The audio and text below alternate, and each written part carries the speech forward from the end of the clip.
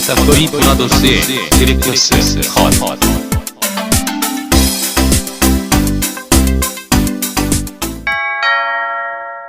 경고.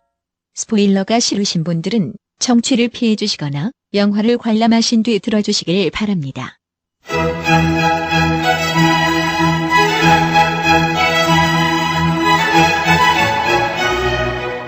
본 녹음은 코로나19 방역 지침을 준수하여 진행했음을 알려드립니다.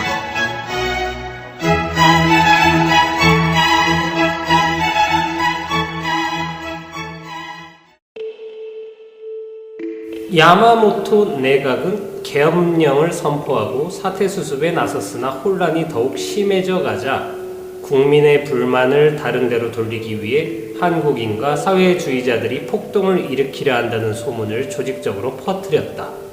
이에 격분한 일본인들은 자경단을 조직 관원들과 함께 조선인을 무조건 체포, 구타, 학살했다. 이 사건으로 몇 명의 한국인이 학살당했는지는 확실치 않으나 2,000명, 3,000명, 6,000명 등의 설이 있다. 껐다꺼이 디렉터스 컷 무려 157회 지금부터 시작합니다. 그런 거 할 거야. 없어 보여. 그런 거 하지 마. 아니 그런 거 하면 내가 깔아준단 말이야. 오늘만은 좀 권위 있고 되게 뭐라 하나 좀 말수 적고 되게 오늘 되게 뭐 유럽 남자 같은 중후한 남자 같은 그런 이미지로 좀 존재했으면 좋겠고요. 이따 자기소개는 시켜드릴게요. 네. 자, 안녕하십니까. 다시 돌아왔습니다. 오늘 방송도 평소와 다름없이 자기소개와 또 근황 하면서 시작을 해볼게요. 좋습니다. 저쪽 끝에서부터 자기소개 부탁드릴게요. 루카스님. 안녕하세요, 루카스입니다. 반갑습니다. 뭐 근황 할 얘기 있나요? 그나마 요번에 아니 요번에 그 10년 만에 팀버튼 감독이 내한을 12년 만에 맞아요. 네, 그래서 요번에 그 회견장에 다녀왔는데 네, 그래서 인터뷰하고 이렇게 하다 보니까 저희 또 이 안 감독님 생각이 많이 나더라고요. 왜요? 이 아이들을 생각하는 그 아이들한테서 얻어가는 그 얘기를 항상 안 감독님이 말씀을 하시는데 팀버튼 감독도 거기에 굉장히 집중을 많이 하고 있고 작품을 할 때 항상 아이들처럼 이렇게 아이디어를 내고 그림 뭐 그려내고 캐릭터 만들고 하는 거에 집중을 많이 하신다고 그러더라고요. 네. 그 약간 유년기에 멈춰 있는 어떤 동화 같다고 볼 수 있는데 약간 잔혹 동화 같은 느낌도 있어서 그 유년기가 밝지만은 않은 실제로 그 정신병원에 입원도 했었고 그렇게 행복한 유년 시절을 보내신 분은 아닌 걸로 알고 있어서 어린이를 위해서 유령 신부. 이런 거죠. 전체적으로 피에로나 이런 것들이 이미지를 많이. 네.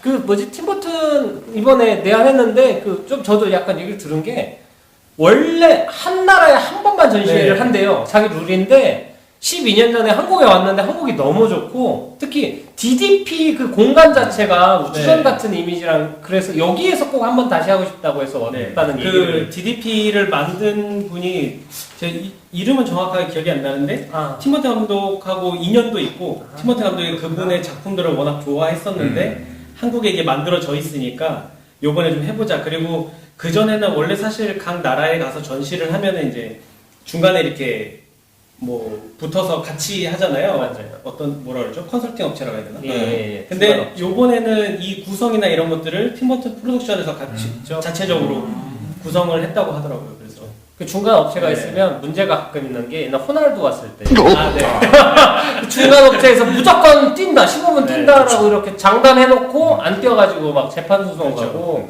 왜냐면은 당사자는 뛴다고 생각 안 했던 것 같아요. 호날두 그런 일도 있어서 좋은 것 같고 또 재밌는 게 그 종로 가면 이번에도 뭐 팀버튼 감독이 어디 간 데 있는데 그게 좀 전통적이거나 막 번화가가 아닌 이런 데를 많이 다녔는데 그 광장시장 가면 유명한 거기 전집이 있어요. 거기 딱 들어가면 그 한 A3 사이즈? 하여튼 되게 크게 팀버튼이 이렇게 전 먹고 있는 이런 사진이 크게 붙어 있어. 사인이라고. 그래서 되게 여기에 절대 있을 것 같지 않은 사진이 거기 있는 네. 옛날에 그 메탈리카 왔을 때 돼지머리 들고 사진 찍은 것처럼 아, 그래가지고 되게 충격을 받았던 기억이 아니 납니다. 그 하노이 쌀국수집 가면은 오바마 사진 걸어놓고 그렇죠. 어디 김밥천국 가면 축구 선수 모리엔테스 사인 있어요. 약간 그 녹즙 광고에 메시 나오는 것도 비슷한 저. 느낌이고. 하여튼 정말 의외인데 그때 한국이 너무 좋았다고. 네. 진심인 것 같아요. 그렇게 네. 뭐 거짓말하고 그런 분 아니신 것 같아요. 네. 아, 좋습니다. 잠깐 또 목소리 나오셨네요. 안 감독님 자기소개 및 근황 토크 부탁드릴게요. 안녕하십니까. 안유명한 감독이랑 안 감독님이 다람쥐 반갑습니다. 반갑습니다. 장관님 어떻게 지내셨어요? 어제자로 이제 그 마스크를 이제 실외에서는 안 써도 되게 됐죠. 그래서 어쨌든. 네, 뭔가 좀 손해 보는 느낌도 들고 그나마 가리고 다녀서 괜찮았는데 이제 오픈해야 되니까 좀 서운하기도 하고. 그리고 이제 예전에 그 얘기하지 않았습니까? 마스크를 하도 끼고 다니니까 사람 만날 때마다 언박싱 하는 기분이래요. 만났는데 맞아요. 하다가 딱 벗으면은 에이 이 분위기. 대부분의 사람들 한 90%는 마스크를 쓰면 조금 더 잘생겨 보이거나 예뻐 보여요. 왜냐면 여기에서 안 보이는 한 40-50%에 대한 그 상상력이 동원되니까 그 기대치들이 그리고 있어가지고 하관이 정말 중요하다. 맞습니다. 네, 그래서 마기꾼이라는 단어가 이제 사라지게 되겠죠. 맞습니다. 역사 속 저편으로. 그래서 좀 아쉬워하면서 가정의 달 5월을 보내고 있습니다. 다람쥐. 아, 좋습니다. 마스크. 근데 아직까지는 그러니까 저도 그렇고 쓰게 되더라고요. 네. 쓰는 거에 대한 익숙함이 있고 제일 중요한 건 집에 사놓은 게 지금 몇 박스가 있어서 이거 그냥 썩힐 수는 없잖아. 그래가지고 봤어야죠. 상해에다 파세요. 상해. 상해? 상해. 그래서 상하이. 싸요? 지금 거기 폐쇄돼가지고 아, 난리가 났습니다. 예. 하긴 대만도 올라가고 있다고 하고. 그래서 또 새로운 게 나온 게 아니냐라는 루머도 있는데 여기까지입니다. 신곡 나왔나요? 예, 루머. 얘기할 사람이네요. 그렇죠. 안녕하십니까. 저는 영화를 사랑하는 남자 이감독입니다. 반갑습니다. 전 그런 것도 패스할게요. 영사남. 오늘 그리고 중요한 사실 그 오프닝 멘트를 하는데 오늘 했던 건 좀 뜬금없을 수도 있지만 오늘 말씀드린 건 이제 관동 대지진에 대해서 그 어떤 두산백과사전 뭐 이런 데 인터넷에 있는 용어를 그 내용을 좀 요약을 해가지고 일부분만 발췌를 한 겁니다. 사실 뭐 저 같은 경우도 관동 대지진을 알고만 있고 뭐 그때 한국인들이 우물에 도구를 탔다 이런 루머가 있다는 것만 알지 어떤 분위기인지나 이런 거에 대해서 잘 그 선뜻 떠오르진 않는 그리고 그냥 얼핏 머리로만 알고 익숙하지 않은 어떤 정보로 남아 있었는데 오늘 저희가 다룰 드라마에서 이제 그 내용이 되게 시각적으로 잘 드러나기 때문에 그거를 발췌를 해서 소개를 시켜드렸고요. 그리고 오늘은 이제 그 드라마에 출연을 하셨던 한 배우분을 오늘의 게스트로 모셔보았습니다. 자! 이승철 배우님 자기소개 부탁드릴게요. 네, 안녕하세요. 배우 이승철입니다.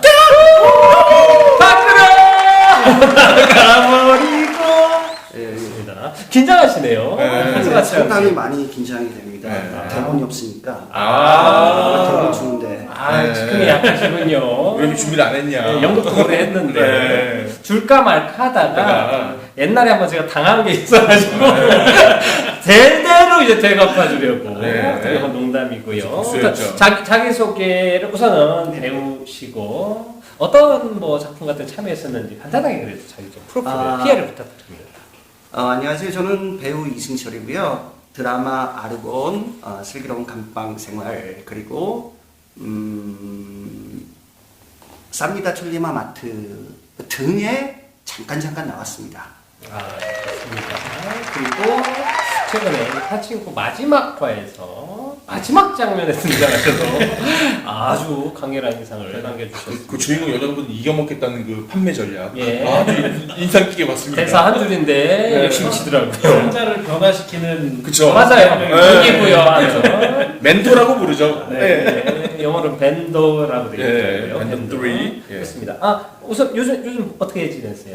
근황. 네, 얼마 전에 이제 촬영 끝난 광고가 있어가지고요. 그거 이제 온에어 준비하고 있고요. 그리고 지금 드라마 하나 들어간 게 있어가지고 그거 지금 스케줄 기다리고 있습니다. 그 공개하거나 그럴 수는 없는 건가요? 네, 아직. 엠바고. 네, 엠바고.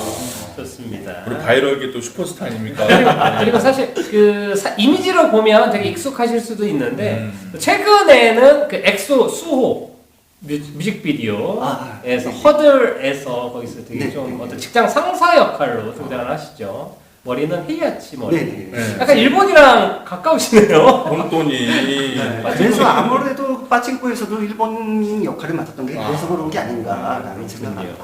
좋습니다. 오늘 이승철 배우님에 대해서 뭐 이런저런 질문도 좀 해보고 함께 즐거운 시간을 가져보도록 하겠습니다. 딴딴?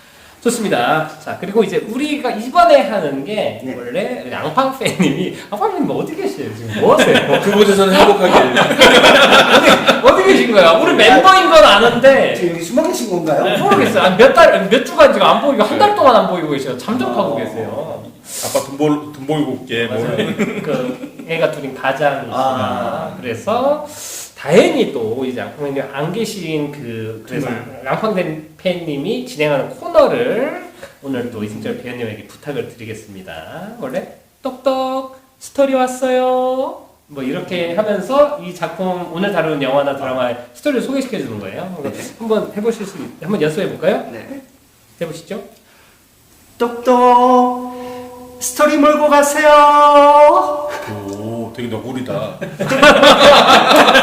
아, 너구리군요. 앙팡팬 안녕. 감기 조심하세요인 줄 알았어요. 그동안 즐거웠다. 한번 해볼까요? 좋습니다. 제대로 이제 본격적으로 들어가겠습니다. 똑똑 스토리 몰고 가세요. 오동통통. 손이 가요 손이 가 스토리에 손이 가요. 이렇게까지 안 해도 되는데 아무튼 근데 이렇게 우리의 농짐을. 잠깐만요. 뉴욕타임스 베스트셀러에 선정된 동명의 소설을 원작으로 한 애플 오리지널 시리즈 빠찡코. 고국을 떠나 억척스럽게 생존과 번영을 추구하는 한인 이민가족 4대의 삶과 꿈을 그려낸 대하 드라마입니다. 아카데미 여우주연상 수상에 빛나는 윤여정과 더불어 이민호, 진하, 김민아, 이승철 등이 출연했습니다. 마지막에 숟가락을 이렇게 얹는 모습에 네. 이 사람이 배우가 분명하구나. 숟가락은 황정민급이다. 깜짝 놀랐네. 사실 그리고 좀 죄송한 게 제가 준비를 좀 철저히 했어야 되는데 스토리 자체가 따로 없고 그 드라마에 대한 소개를 하게 되었습니다. 이거는 저희들이 준비를 좀 못한 거기 때문에 양해 부탁드리고요. 좋습니다. 그러면 이 드라마에 대해서 다 같이 한 줄평을 남기는 시간을 가져보겠습니다. 한 줄평. 자, 안 감독님부터 한 줄평 남겨주실까요? 제 한 줄평은요. 싫은데 자꾸입니다. 싫은데 자꾸요? 네. 자꾸 뭐지 그거? 즐거워. 좋습니다. 네. 어떤 의미인지 좀 이따 좀 디테일하게 얘기를 할 때 한번 나눠보도록 하고요. 루카스님 한 줄평. 저는 제 한 줄평과 비슷하기도 했는데 저는 그 제작자님이 하신 말이 되게 와닿는 한 줄 평이 있어서 그거를 알려드리는 걸로 하겠습니다. 네, 쉽게 가겠다. 네. 인용. 네, 우리 모두의 가족사에 존재하지만 잊혀져가던 모든 선자에게 바치는 이야기. 손자 아닙니다. 선자. 착한 틈푹씨가 얘기한 건가요? 수휴 제작자님. 예. 수휴. 네, 맞습니다. 또 애플이라. 저는 좀 쉽게 가겠습니다. 이래서 애플은 사랑하지 않을 수 없다. 애플이었습니다. 사실 저는 애플 제품이나 뭘 사용하진 않는데 그러니까요. 뭐 약간 첨언을 하면 우선 뭐 여기 저 이승철 배우님도 사실 뭐 드라마에 대해서 전체적으로 잘 모르더라도 저 참여도 했었고 대충 어떤 작품인지 아니까 이 드라마를 한 줄로 설명을 하면 어떨까라고 좀 소개를 부탁드리겠습니다. 제 한 줄평은 돈은 거짓말하지 않는다. 이야, 자본주의 아주. 야, 그 돈에 대한 얘기는 또 좀 약간 듣겠지만 이게 우선 제작비가 $10,000,000라고 알려져 있는데 800억이죠. 800억. 예, 근데 사실 근데 이게 약간 그 전문가들이 산정한 이 정도 들었을 거라고 그 예측을 한 거지. 전체적인 제작비를 공식적으로 공개를 하지는 않는데요. 제작하는 제작사 측에서. 헌데 그렇게 예측한 게 거의 맞는다고 보면 된다고 하더라고요. 그 전문가들이 워낙 잘해가지고. 사실 800억에서 뭐 1000억이라고 하면은 엄청나게 많이 들어간 거예요. 8부작인데 회당 100억 이상 들어간 거잖아요. 이게 오징어 게임이 회당 20억, 뭐 30억 뭐 이렇게 들어간 걸로 알고 있는데 그런 드라마에 비해서도 해외에서 만든 기존 드라마에 비해서도 엄청나게 많이 들어간 드라마이기 때문에 그 이승철 배우님이 말씀한 것에 좀 공감이 되고 그래서 페이도 좀 많이 들어왔어요. 네, 저는 어때? 그 2회차 다른 드라마에 비해서 조금 차이가 뭐가 있었는지. 일단은 이 프로덕션 자체가 어떻게 운영이 되냐면은 네, 궁금해요. 한국 대행사가 있어요. 근데 한국 대행사가 영화 제작사예요. 그러다 보니까 이제 영화페이의 기준으로 해가지고 들어갔기 때문에 제가 이제 보통 이제 우리나라 드라마 출연료보다는 딱히 많이 받진 않았어요. 근데 이제 영화 출연료가 제가 드라마보다 좀 적은 편인데 영화 출연료보다는 훨씬 많이 받았고 출연료 이외에 체류비가 또 따로 나옵니다. 체류비, 불법 체류.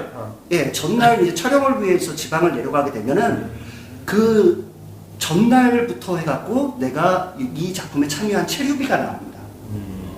예. 그리고 그것뿐만 아니라 이제 배우들 복지라든지 이런 부분에서 지금까지 경험 못했던 신세계, 이것이 네 자본주의인가? 라는 생각이 들릴 정도에 이제가 이래서 아싸 위에 똥도 사는 이제 아니 예를 들면 뭐 복지라고 하면 우리 좀 네. 감이 잘 오는데 예를 들면 어떤 뭐가 있을까요? 저희가 이제 12월 달에 야외 촬영이었는데 네. 이제 저는 이제 그 단역 배우 아니겠습니까? 예. 단역 배우인데도 모든 배우들이 그 12월에 야외 촬영인데 캠퍼가 한 20대 정도가 시동 켜진 게 있어요. 거기가 캠퍼가 대기실로 쓰이는 거예요. 차량. 그 캠핑 차량. 캠핑 차량이 큰 박스카드. 예, 한 20대 정도가 이제 그 연병장에 도열하듯이 이렇게 딱 세워져 있고, 그럼 이제 저희가 각자가 그 캠퍼에 한두 명이 들어가갖고 대기를 할 수 있는, 딱 들어갔을 때 이제 다과라든지 그날에 이제 스케줄표라는 거 케이터링도 돼 있고. 예, 다 이제 준비가 되어 있고 테이블 위에. 야. 그래서 그런 부분에서 굉장히 진짜 복지적인 측면에서 기존 우리나라 영화에서는 경험해보지 못한. 네. 그리고 심지어는 어떤 한 배우 같은 경우에는 저희가 원래 1회차였는데 2회차로 볼까 됐거든요. 근데 1회차 촬영을 다 못해갖고 그래서 스케줄이 안 된다. 그래서 나는 2회차 때 못 나온다라고 했더니 그 배우만 따로 스타렉스가 서울까지 가갖고 모시고 왔어요. 이게 그 우선은 어떤 좀 전문적인 분야이기 때문에 사람들이 이해를 잘 못할 수도 있는데 대부분 이제 드라마나 이런 촬영은 자기 자차로 이동을 해가지고 매니저나 이제 소속사가 없는 배우들은 자기가 막 이동하고 이러느라 정신이 없는데 직접 픽업까지 해서 픽업해 오고 데려오고 다시 태워갔어요. 예. 또 중요한 건 대부분 이제 단역 배우 포지션에 있는 배우들은 이 정도의 이제 대우나 이런 걸 받기 어려운데 그 정도로 애플에서 잘 챙겨줬다라는 거에 대해서 찍으면서도 뭔가 되게 뿌듯하겠다는 생각이 드네요. 영화 페이랑 드라마 페이가 다르다는 게 좀 무슨 얘기예요? 그게 원래 그렇게 돼 있나요? 그러니까 영화 페이와 드라마 페이가 이제 다르다는 게 처음 듣는 얘기입니다, 이 사람들은. 꿀팁. 영화는 일단은 매 작품마다 역할에 따라서 흥정을 해야 돼요. 내고를 해야 되는데 제작실장과 내고를 해야 되는데 드라마 같은 경우에는 내가 받았던 기존 페이의 기준이에요. 그게. 그래서 드라마 페이는 내려가는 경우가 거의 없습니다. 올라가는 경우가 전 작품에서 받은 거를 계속 그거 네네. 받거나 그 이상으로 올리거나 네네. 이런 식으로. 그러니까 전 작품에서 받았던 페이보다 더 먼 로케이션으로 이동을 해갖고 촬영을 한다든지 이럴 경우에는 오히려 더 받고, 그럼 이 더 받고 나면은 그 다음에 페이 협상을 할 때 더 받았던 이 페이를 기준으로 해가지고 협상이 들어가거든요. 근데 이제 영화는 매 작품마다 이제 소개하고 이번 작품에 얼마 네. 할 거냐로 다시 얘기를 네. 해야 되는. 근데 이제 저처럼 이제 그런 협상 같은 걸 못하는 배우들은 대부분 이제 부르는 대로 이제 받으니까. 그래서 그냥 오늘 그냥 불렀어요. 아무것도 안 줘요. 커피 하나 먹이고 그냥 불렀어. 우리 캠핑카 그런 거 없어. 커피에 좋습니다. 화장품 무슨 캠프에? 아무튼 뭐 사실 뭐 이런 얘기까지 하나 싶기도 한데 뭐 연기나 이쪽에 좀 관심 있는 분들 중에 사실 이런 얘기들은 사람들한테 공개가 잘 되지 않고 되게 전문적인 분야라서 좀 이런 거에 대해서 좀 여쭤봤고, 그리고 저도 이제 자본주의에 대해서 좀 얘기하고 싶은 게, 저는 사실 뭐 아까 애플에 대해서도 칭찬을 했는데 왜 그런 얘기를 했냐면, 사실 제가 이 방송을 시작한 것 자체가 원래 팟캐스트라는 걸 애플에서 서비스를 만들어가지고 그때 한창 유행했던 2012년 13년에 이제 나는 꼼수다라는 거, 그때 이제 김호준이 항상 그렇죠. 뭐 땡큐 잡스 막 이렇게 하고 막 했었잖아요. 네. 그러면서 사실 이게 소비하던 사람들이 내가 콘텐츠 크리에이터가 되는 계기를 또 너무 쉽게 그 계기를 만들어준 게 팟캐스트라는 그 앱이었고, 그걸 만든 게 이제 아이폰이었기 때문에 지금 우리가 157회까지 방송을 이어올 수 있었던 거고, 또 이번에 보면서 느낀 게, 저는 너무 이제 파친코라는 드라마를 너무 좋게 재밌게 봤는데, 이게 솔직히 말하면은 되게 흔한 말대로, 아니 이런 드라마를 왜 우리나라가 만들어야지 딴 나라가 만듭니까? 라고 누군가는 정치관 얘기할 것 같아.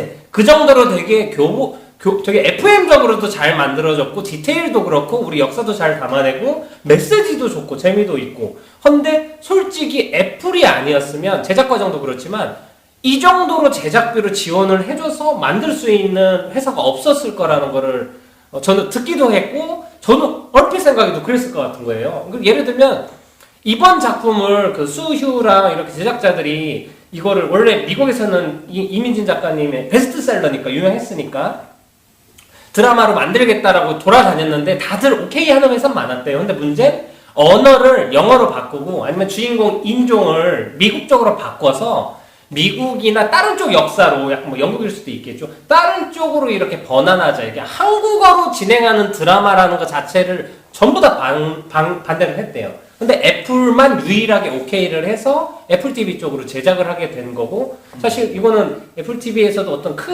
좀 시장을 잘 읽었겠지만 대단한 자본력과 그들만이 갖고 있는 어떤 뚝심이라고 하나, 그게 있으니까 만들어질 수 있는 드라마였다고 생각을 하고, 그로 인해 우리가 많은 수혜나 어떤 고마운 것들을 혜택을 받고 있기 때문에, 그래서 제가 애플에게 감사를 말씀을 드렸습니다. 자본주의 좋은 거예요. 아, 저는 사랑합니다. 네, 좋습니다. 안금농님은 싫은데 자꾸라고 했죠? 싫은데 자꾸. 예. 무슨 입니다. 의미일까요? 아, 이게 지금 시즌2가 제작이 들어가기로 했잖아요. 네. 들어가면서 그 3개국어로 아예 번역을 다 한대요. 근데 이제 이걸 뉴스를 봤을 때 일본 쪽에서 굉장히 싫어하지 않았습니까, 이거를? 그렇죠. 일본 그러니까, 그부들이 싫어했죠. 근데 걔들은 너무 싫은데 자꾸 알아들을 수 있게 일본어로도 해주고 영어로도 해주고 한글로 해주니까 그들의 입장에서 한번 한 줄 평을 해봤습니다. 왜 자꾸 싫은데 자꾸 이렇게 들이미니 이런 느낌? 예, 그런 느낌이 들었습니다. 근데 뭐 걔네들 보라고 만든 거 아니니까. 아니, 그렇죠. 지네가 보고 화를 내니까. 그리고 개인적으로는 이거를 보고 나서 이 정도로 화를 내? 이 생각이 제일 많이 들었어요. 뭐 근데 걔네들은 사실 별거 아닌 것 같고도 계속 시비 걸던 그 구구 애들 있잖아요. 투채널이나 막 이런 애들. 네, 걔네들이 화를 많이 낼수록 그러니까 재발저리는 느낌도 들어서, 그러니까 일타 쌍피, 그러니까 우리 손에 피 안 묻히고 지들끼리 이렇게 해서, 왜냐면 이거 우리나라 이거 사실 한국어 드라마이긴 한데 애플에서도 닥터 브레인, 별로입니다. 닥터 브레인 이후 두 번째 한국어 드라마라고 소개는 돼 있어요. 근데 자본도 미국이고 연출도 미국, 한국계지만 미국 연출이고, 사실 이거는 미국 드라마거든요. 언어와 이런 것들만 한국이랑 이게 배경인 거지. 사실 미국 드라마인데, 미국 드라마를 만들었는데 일본 애들이 화를 내고 있으니까 사실 너무 좋은데? 이러고 여기다 이러고 하면 됩니다. 그렇죠. 간판다 불국이요. 더 많은 사람들이 보기를. 그렇죠. 그래서 이제 그 번역해준다는 게 우와 먹어. 나는 사실 이따가도 얘기하는데, 나는 이런 드라마를, 그러니까 외국에서 800억에서 이렇게 너무 잘 만들어졌고 작품도 좋고, 사실 요거 보면 다 들어있어요. 김치, 돌날, 우리나라가 쌀 먹는 문화, 그리고 일제시대에서 우리 쌀 못 먹게 했던 것들, 그리고 그때 탄광, 그리고 종군위안부 그 얘기도 있고, 관동대지진이라는 사건이나 이런 거에 대해서 원작에 없었던 거를 감독이 넣은 거죠. 그런 것들이 이 안에 다 들어있어서, 예를 들면 중국에서도 동북아 공정하면서 막 김치 한국 얘기하던 게 이 드라마 하나가 딱 공개되면서 싹 게임 오버 됐어요. 그러니까 나는 사실 우리나라 방송사에서 요거를 사서 그게 공중파가 됐든 뭐 국회 방송이 됐든 어디서든 이거를 방영을 해야 된다고 생각을 하는데 사실 너무 미온적이다. 우리나라 정부 측이나 언론에서. 저는 살짝 반대로 생각을 하는 게 네. 이게 미국 자본에 의해서 미국 드라마로 만들어졌기 때문에 그러니까 만약에 우리나라 자본에 의해서 우리나라에서 만들어졌을 경우에 혹시라도 그 너무 민족주의적으로만 드라마가 포장될 수 있게 사람들이 오해를 할 수 있기 때문에 오히려 잘 됐다. 그러니까 네. 저도 같은 얘기고 이게 만약에 우리가 만들었으면 어필을 할 수가 없어요. 왜냐 자기 방어하려고 쟤네들이 거짓말을 만들었다라고 어떤 프레임 누군가가 씌우는 거죠. 씌우니까. 네. 근데 지금 우리가 만든 게 아니야.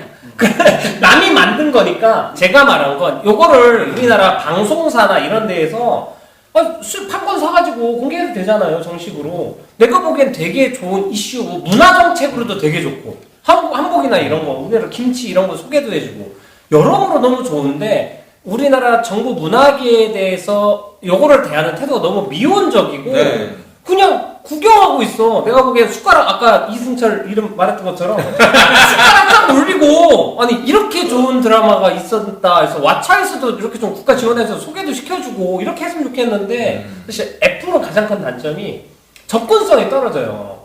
그쵸, 아이폰 그쵸. 아니면 스마트폰을 못 보잖아. 다른 OTT에 네. 비해서 배짱 장사하잖아요.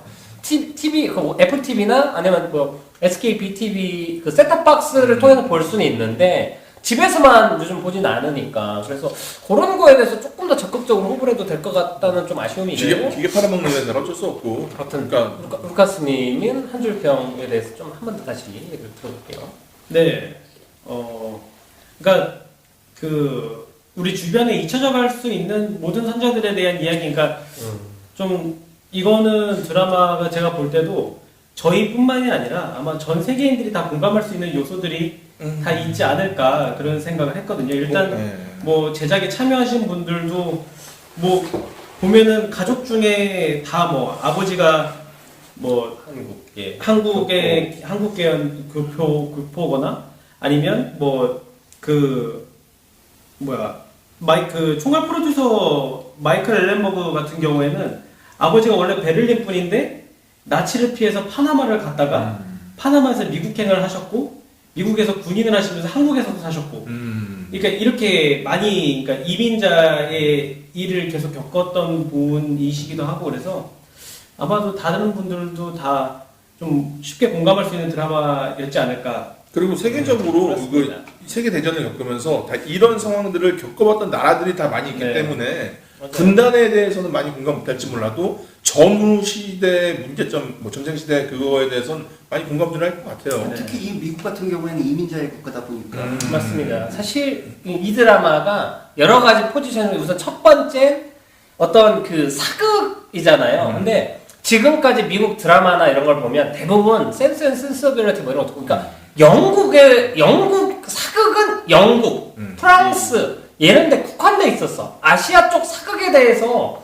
분명히 존재하는데도 물론 투자를 안 했고 이런 작품이 잘 만든 드라마 없었을 수도 있는데 처음으로 아시아 쪽의 어떤 사극이랑 그들의 어떤 역사나 이런 걸 보는데 되게 비슷한 점들이 겹쳐 있는 거예요. 그들 그 중세 유럽 쪽에만 국한되어서 보고 있던 세계관이 확장되면서 공감대는 똑같이 이게 형성이 되고 그리고 또 하나 이민자 얘기를 잘해주신 게 사실 미나리도 그렇고 작년에도 이제 푸른 연못인가 그 이번에 저스틴 정 감독이 만든 영화도 그렇고 그 이민자나 이런 것들에 대해서는 그 미나리가 주목받은 것도 작품이 좋은 것도 있지만 미국 내에서 엄청난 공감대를 형성할 수 있는 이야기하고 또 사실 이민자 중에도 이제 아시아계에게 이제 관심을 갖게 된 시대이기 때문에 또 그렇게 된 건 BTS나 봉준호 같은 그러니까 한국이라는 곳에 대한 관심사와 이민자들 이런 것들이 되게 복합적으로 엮이면서 이번에 애플에서 정말 좋은 기회로 만들어졌는데 근데 이민자 문화는 사실 우리보다 미국에서 더 설레어하고 공감대를 많이 얻는 대표적인 게 이 드라마 만들 때도 대부 2에서 영감을 엄청 많이 얻었대요. 대부 2랑 서사 구조가 같아요. 그러니까 돈 콜레오네가 막 아플 때 로버트 드니로가 어린 시절에 시칠리아에서 이제 섬에서 미국으로 와가지고 막 전염병 있는 상태로 와서 힘들게 사는 모습이랑 현대의 그 아들 알파치노 이야기랑 이렇게 교차 편집되는 게 지금 그 솔로몬 진하 이야기랑 선자 이야기가 교차 편집되는 것도 되게 겹쳐지고 사실 그 힘든 이민자들의 모습에 대해서 담아나는 그 이미지들도 대부 2하고 상당히 좀 겹쳐지는 거예요. 일부러 좀 거기서 좀 표방을 많이 했다고 하더라고요. 오마주라고 하나요? 오마주라고 해서 표절은 아닙니다. 네. 그런 슬픈 표절하지 말아요. 포기하지 않죠. 그런 슬픈 표절하지. 그런 거 하지 마요. 깔아야 된다고! 아무튼 그렇고 아무튼 그 선자에 대해서 우리가 그 최근에 또 얼마 전에 그 위안부 할머니 한 분 또 돌아가신 일이 있어가지고 사실 이제 우리나라에는 그 할머니들 뭐 수요 나비 평화 나비 집회도 하고 하는데 지금 살아계신 분들이 점점 이제 많이 안 계시니까 사실 그분들이 만약에 다 임종하시면 당사자들이 없어지면 사실 이 이야기에 대해서는 힘줘서 계속 얘기하기 힘들고 거짓말하기도 좋죠. 당사자들이 사라지면. 네. 맞아요. 네, 이제 살아 계신데도 뭐 네. 그런 얘기들이 나오니까요. 사실 파친코 이 드라마도 윤여정 선생님 역할이 이게 끝까지 살아남은 사람이 있기 때문에 이런 이야기를 들려줄 수 있는 거잖아요. 마지막까지 결국 살아남아야 되는 게 중요한 것 같은데 지금 좀 분위기를 봐서는 이런 분야에 대해서 좀 잘 해결될 것 같지 않은 분위기가 또 펼쳐지고 있어서 아쉬움을 토하면서 우선은 본격적인 이야기하기 전에 또 이제 코너는 진행을 해야겠죠. 전설의 교양.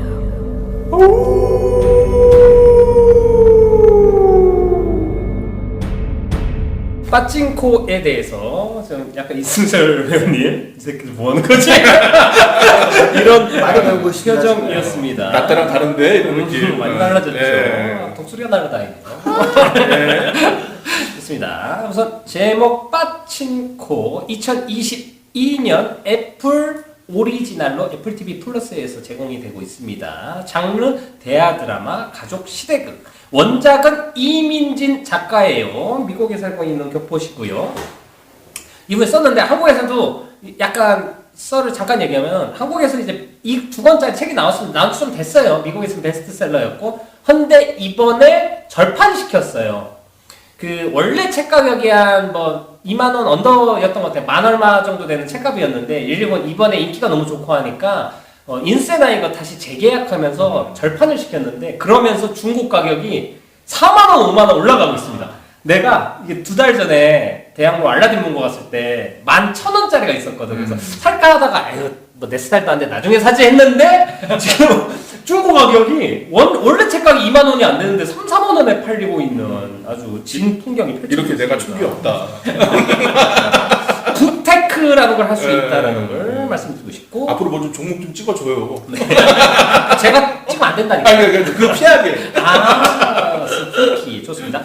시즌 1은 2022년 3월 25일부터 4월 29일 8부작으로 종결이 되었고요. 끝나자마자 아마 끝나기 전 얘기했죠. 시즌 2는 제작이 무조건 확정됐습니다. 최종 목표는 시즌 4까지 간다고 해요.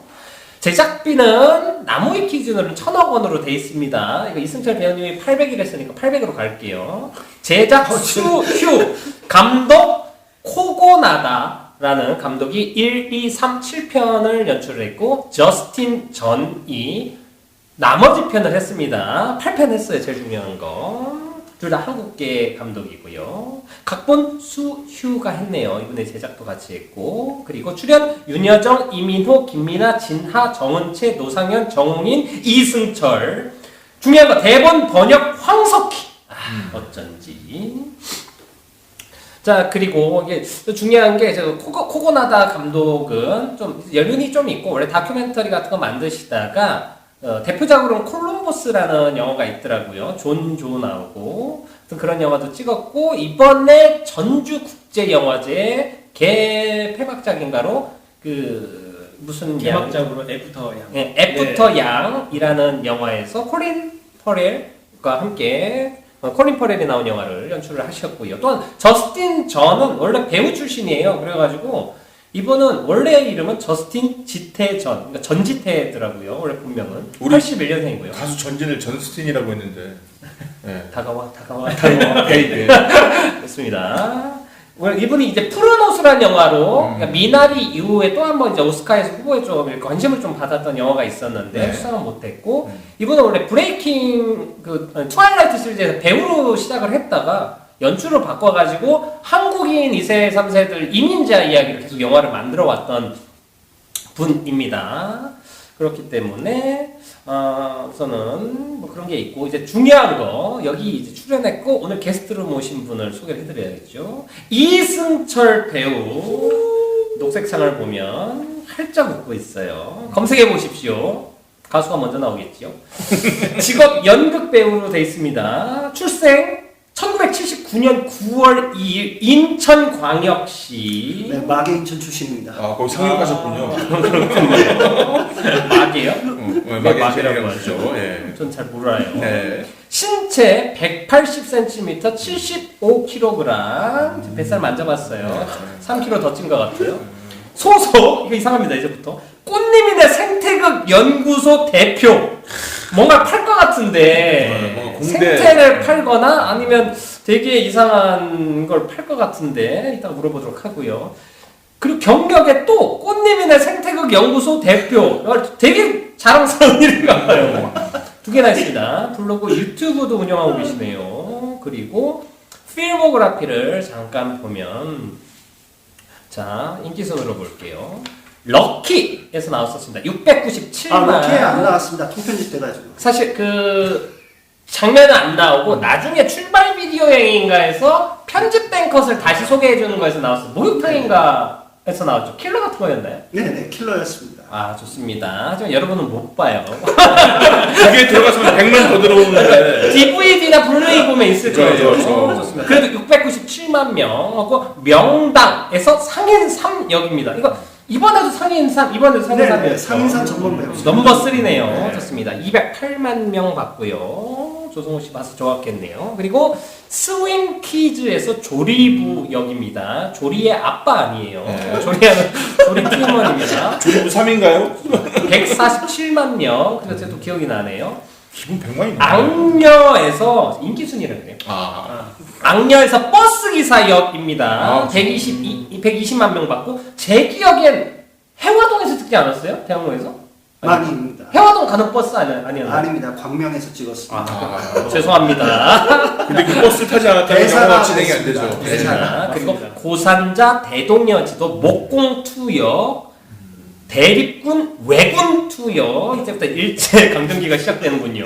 기묘한 가족 가발노인 아들역 그리고 자전차왕 엄복동 어? 동양 척식 주식회사 직원 투역 그래도 이건 한국인이네요. 친일파지만 그리고 미드나이트 버스기사요. 버스기사 2번 했어요. 아, 그 엄복동에서도 일본인입니다.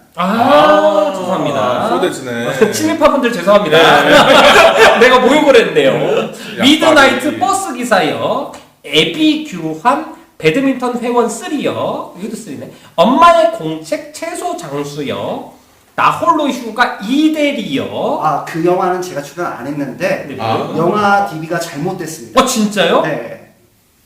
이름을 빌려 쓸 정도로. 압수수색 들어가야 됩니다. 제가 이 영화를 필모에서 빼달라고 네이버 측에 요청을 했는데 영화 데이터베이스가 그렇게 돼 있기 때문에 자기네는 수정을 못한다고. 그러니까 빼는 건 용이하지 않은 것 같아요. 네. 추가는 이렇게 할 수 있어요. 그냥 한 편 더 한 걸로 하세요. 뭐 그래요. 그래도 성은 같은 이씨니까 그러니까. 우선은 그렇고 이 대리네. 좋습니다. 어서 오시 게스트 하우스 버스 기사 3번이나 했어요. 상관입니다. 혹시 일종 대형 있나요? 있어요. 맞죠. 그래서 됐구나. 저 1종 대형, 2종 소형 다 있는 대한민국 0.1%입니다. 앞으로 우리 영화계를 이끌어 나갈. 배우할 때 팁입니다. 1종 대형을 따세요. 그러면 이승철 배우님이랑 경쟁을 할 수 있습니다. 배우가 되기 전에 면허를 따라. 예. 배우가 되려면 면허를 따라. 좋습니다. 그리고 장기왕 가락시장 레볼루션. 그걸 매트릭스 같은데. 그렇죠. 제 장편 영화 데뷔작입니다. 빗돌이 역이에요. 네. 좋습니다. 빗돌이는 SBS 옛날 그거 아니었나요? 맞습니다. 맞죠? 엑스포는 꿈돌이, SBS는 빗돌이. 대본상은 이름이 없었는데 영화 엔딩 크레딧에만 그 배역 이름이 들어가 있어요. 이렇게 옆부터 설명해주니까 좋네. 약간 DVD 코멘터리 하는 것 같아. 나중에 해가지고 틀어놓고 같이 할 거예요. 몇 분 안 되니까. 좋습니다. 또 있습니다. 여기 이제 포스터 없는 영화들이 몇 개 있어요. 아직 나는 개봉 안 하는 영화입니다. 매일 그녀를 만나러 간다. 아, 그건 단편 영화입니다. 승철역이에요. 오, 자기 이름 걸고 만든 뮤지컬 영화입니다. 제가 노래도 합니다. 뮤베. 네. 장난 아니네요. 무지 큰 영화군요. 그대 어이가리 태식역. 제목이 조금 있어 보이네요. 이번에 지금 전주 국제영화제 상영 중이고요. 아 그래요? 네, 전 세계에서 38관왕 한 오, 장편 영화. 장편이에요. 예. 오, 무슨 태식은 어떤 역할인가요? 대식이? 거기 그 시골에서 살면서 예. 그 주인공 부부와 옛날 과거에 인연이 있었던 역할이라고 생각하시면 됩니다. 그렇군요. 단역입니다. 자, 아니요, 아닙니다. 아니에요? 전유입니다. 오, 리틀 포레스트 다시 한번 얘기해드리지요. 이제 아직 공개 전이니까 네. 개봉 전주영화제에서도 볼 수 있고 그대 어이가리 좋습니다. 조연입니다. 그리고 감동주의보 광태역 어떤 감동이 있지요? 그 제목이 또 바뀌었네요. 저한테 물어보시는 건가요? 예. 제작진한테 연락을 해봐야죠. 이 감동주의보로 바뀌어. 원래 전 제목 뭐였나요? 감동의 나날로 제가 기억을 하고 있고. 뭐 큰 차이 없습니다. 넘어가겠습니다. 네. 공명선거 마트 사장역 내가 아는 분이 나오네요. 두 분이나. 그리고 혐오가족 아빠역 단편인가요? 네, 단편 영화입니다. 그 포스터에 얼굴이 딱 드러나네요. 작년에 전주 국제영화제에서 장편부문 대상 받았던 김미조 감독의 작품입니다. 그렇군요. 그리고 DNBN4 큰 아들 역이고요. 정말 많이 찍으셨네요. 동학 농민 펑크단 담임역 첩첩삼중 301 401 송강호의 조카라는 영화에서 상업감독 역할이에요. 송강호의 조카예요. 뭐 이런 영화도 있어. 그리고 오징어 흑기사 등등 이런 영화들에 네. 출연을 하셨습니다. 우선 박수.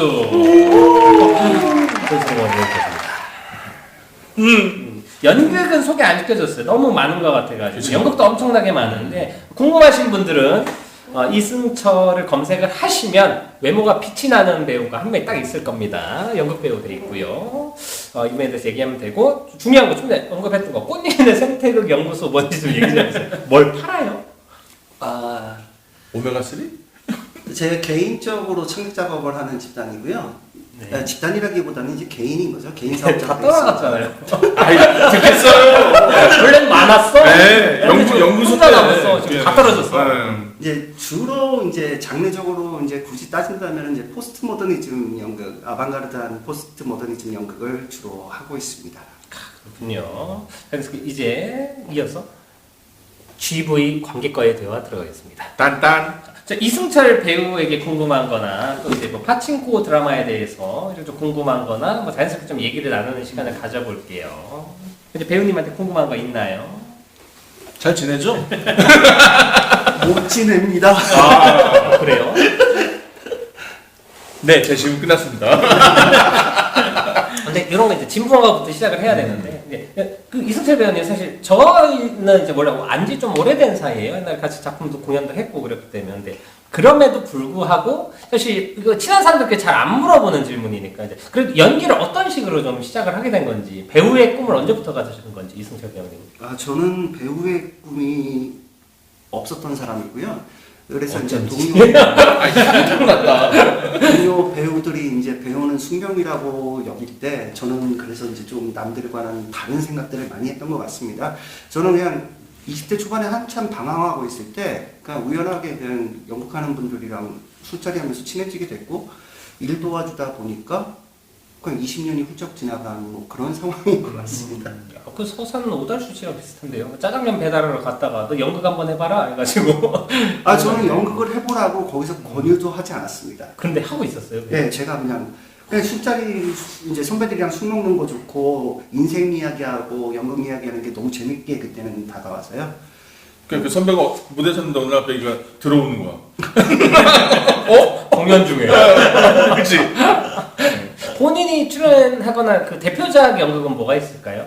했던 것 가장 좀 내가 좀 제가 좋아하는 가장 좋아하는 작품은 이제 인도로 가는 걸 빼고. 아니요 대하루아 작가의 아. 그 문신이라는 작품이고요. 그 작품에 대해서는 뭐 연기를 잘하진 못했는데 3번이나 그 작품을 하면서 그 작품을 많이 애정하게 됐던 그런 케이스 같습니다. 배우를 하면서 이게 제일 좋았던 순간을 뽑는다면? 지금 이 순간? 저는 배우를 제 주변 동료 배우분들은 이제 연기가 즐겁다고 하는데 저는 연기가 한 번도 즐거워본 적이 없어요.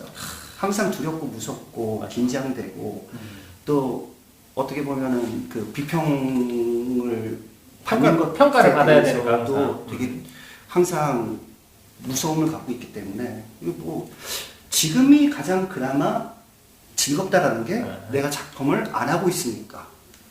뭐 어떤 힘듦이나 어려움 없이 이렇게 조금 편하게 있을 수 있다는. 네. 뭐 다시 태어나도 배우로 돌아가고 싶다는 이제 주변 동료들 있지 않습니까? 네. 저는 절대 그런 생각 안 합니다. 다시 태어나면 뭘로 태어나고 싶어요, 그럼? 신이요. 전지전능한 신. 독설인 줄 알았어요. 신이 돼서 뭘 하려고요? 이 감독님 로또 되게 해줄게요. 아, 그래요? 와, 그 무한한 권력으로 로또 한번. 사실 로또는 안 감독님의 꿈이다. 네. 제 꿈은 아니에요. 네. 제가 신이잖아요. 안 네. 감독님은 로또 안 돼요. 네.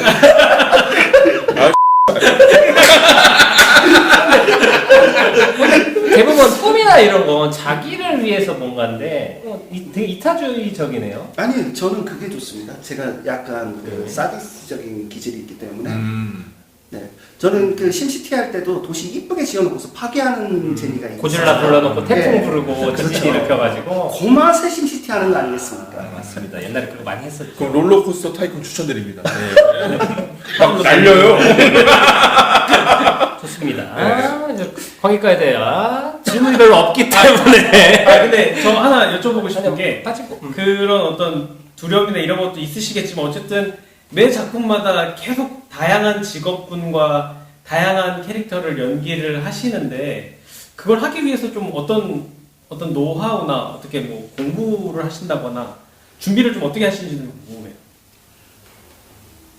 저는 연기를 잘 못해서 다른 배우들보다 준비 시간이 좀 오래 걸리는 편이에요. 그 작품을 받았을 때 준비 시간이 오래 걸리는 편이고, 이게 또 이야기하면 좀 길어지는데, 개인적으로 제 연기관 자체가 방법론에 의지하지 말자예요. 그러니까 연기는 어떻게 해야 된다라는, 이게 많은 배우들이 연기를 할 때 그 북극성, 나침반 같은 존재거든요. 근데 저는 역으로 그 방법론을 제거하는 게 제가 연기를 하면서 그 가장 필요한 부분이라고 생각을 하는 부분이고, 그러기 위해서 최대한 기존에 있던 어떤 관성을 버리는 훈련들을 많이 하고, 그러다 보니까 남들보다 시간이 좀 오래 걸리는, 왜냐면 그걸 또 다듬는데 또 시간이 걸리는 편이기 때문에요. 그래서 좀 힘들게 연기합니다. 파격을 중요시 여기는 거네요. 어떤 격이 만들어지는 것부터 허무는 것부터 네. 시작을 하는 거는 그러니까 남들보다 한 단계를 더 가야 되는 그죠? 점이 있군요. 왜 그러냐면은 제가 남들만큼 연기를 못해요. 그러니까 남들처럼 세련되게 연기를 하는 편도 아니고 또 그렇게 할 수도 없고, 그렇기 때문에 저만의 스타일을 찾아야 되는데 어떤 방법론에 의지하다 보면 결국엔 쫓아가게 돼 있더라고요. 다른 배우들의 연기 스타일을. 그래서 이제 그걸 많이 버리는 훈련을 많이 하죠. 우리 아무래도 그리고 지금까지 또 필모나 이런 걸 보면 단역을 많이 했거든. 어떤 좀 이미지나 이런 거로 좀 소비되거나 그런 걸 쓰이는 역할이 많았잖아요. 네. 이런 거 말고 본인이 진짜로 그냥 어떤 조건 없이 누군가가 뭐 제작을 해준다면 정말 맡아보고 싶었던 역할 뭐 그런 거 있어요? 이런 역할 해보고 싶다. 그러니까 제가 그게 없어요. 없어요? 연애하는 역할 이런 거. 있습니다. 지금만 있어. 멜로디야. 표정을 보았어야 되는데. 키스씬 있어야 되고. 네. 저는 키스씬은 많이 해봐가지고. 아 그래요? 네, 남성분이랑도 해봤고, 저는 그 어머님이랑도 해봤고, 많이 해봤습니다. 멜로는 해보고 싶다. 정말. 어떤 스타일의 멜로?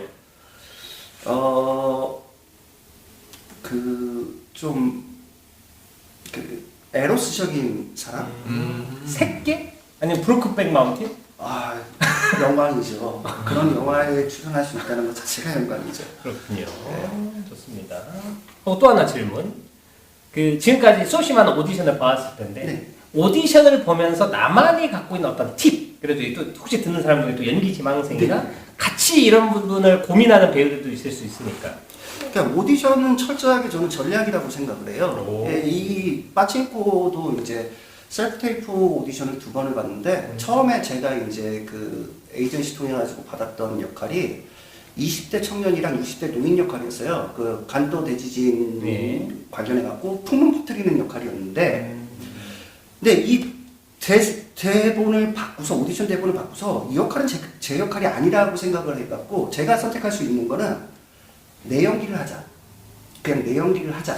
그런데 결국에는 그 역할이 안 됐어요. 그리고서 다시 이제 역할이 들어왔죠. 내 연기를 했기 때문에 그걸 보고서 이제 상인 역할에 대해서 이제 오디션이 들어왔고, 그래서 저는 이제 철저하게 오디션은 전략이다. 근데 이제 많은 분들이 이제 그런 착각들을 많이 하는 게 연기 만능주의라고 저는 이제 표현을 하는데, 연기만 잘하면 오디션 다 되지.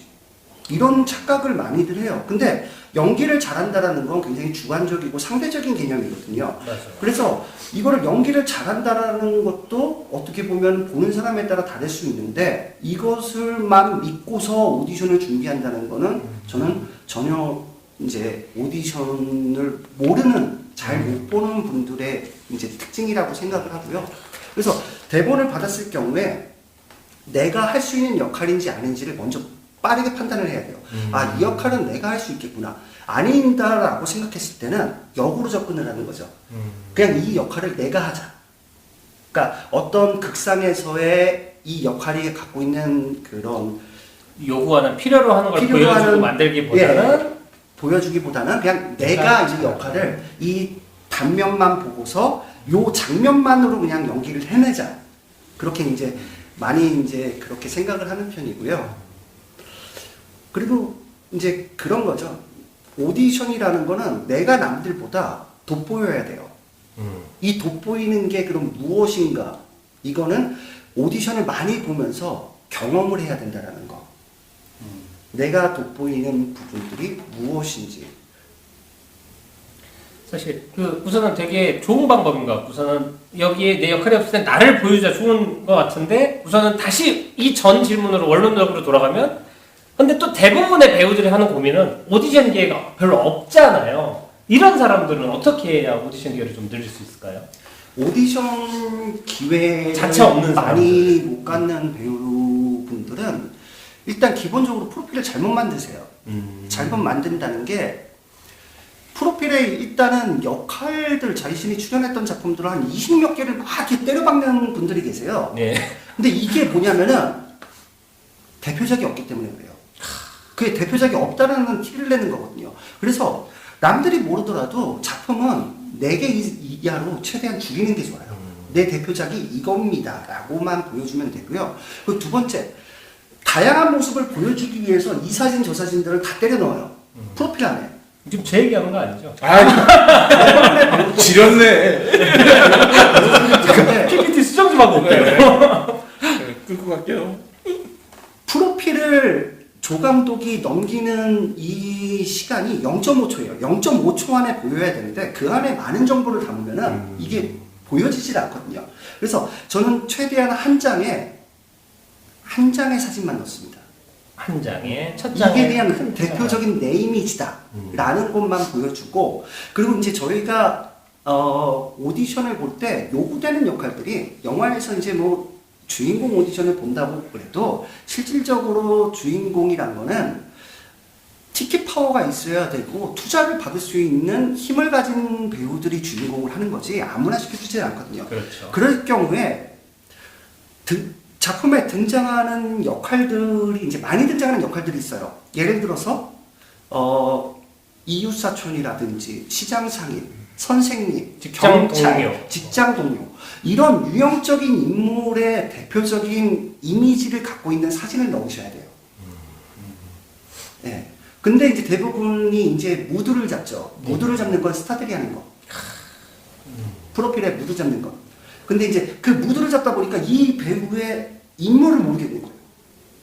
실질적으로 이제 영화에서 필요한 거는 어떤 단역, 예를 들어서, 그러니까 영화 프로덕션의 프로세스가 이렇거든요. 어떤 작품이 있으면은 주조연들은 이미 캐스팅 섭외가, 왜냐면 투자를 받아야 되기 때문에 된 상태고, 나머지 이제 뭐 상인 3, 뭐 행인 5 이런 역할들이 있는데 그 인물들을 추려가지고 인물 조감독이 오디션을 보는 거예요.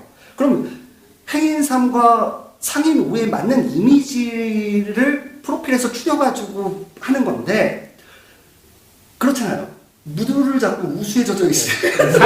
사진은 멋있고 좋지만 어떤 캐릭터인지 모르겠는 그쵸? 거죠. 네, 예쁜 사진, 네. 멋있는 사진이니까. 네, 이런 거죠. 주인공이 누군지 모르겠는데 시장에 갔더니 이병헌이 구별성이 있고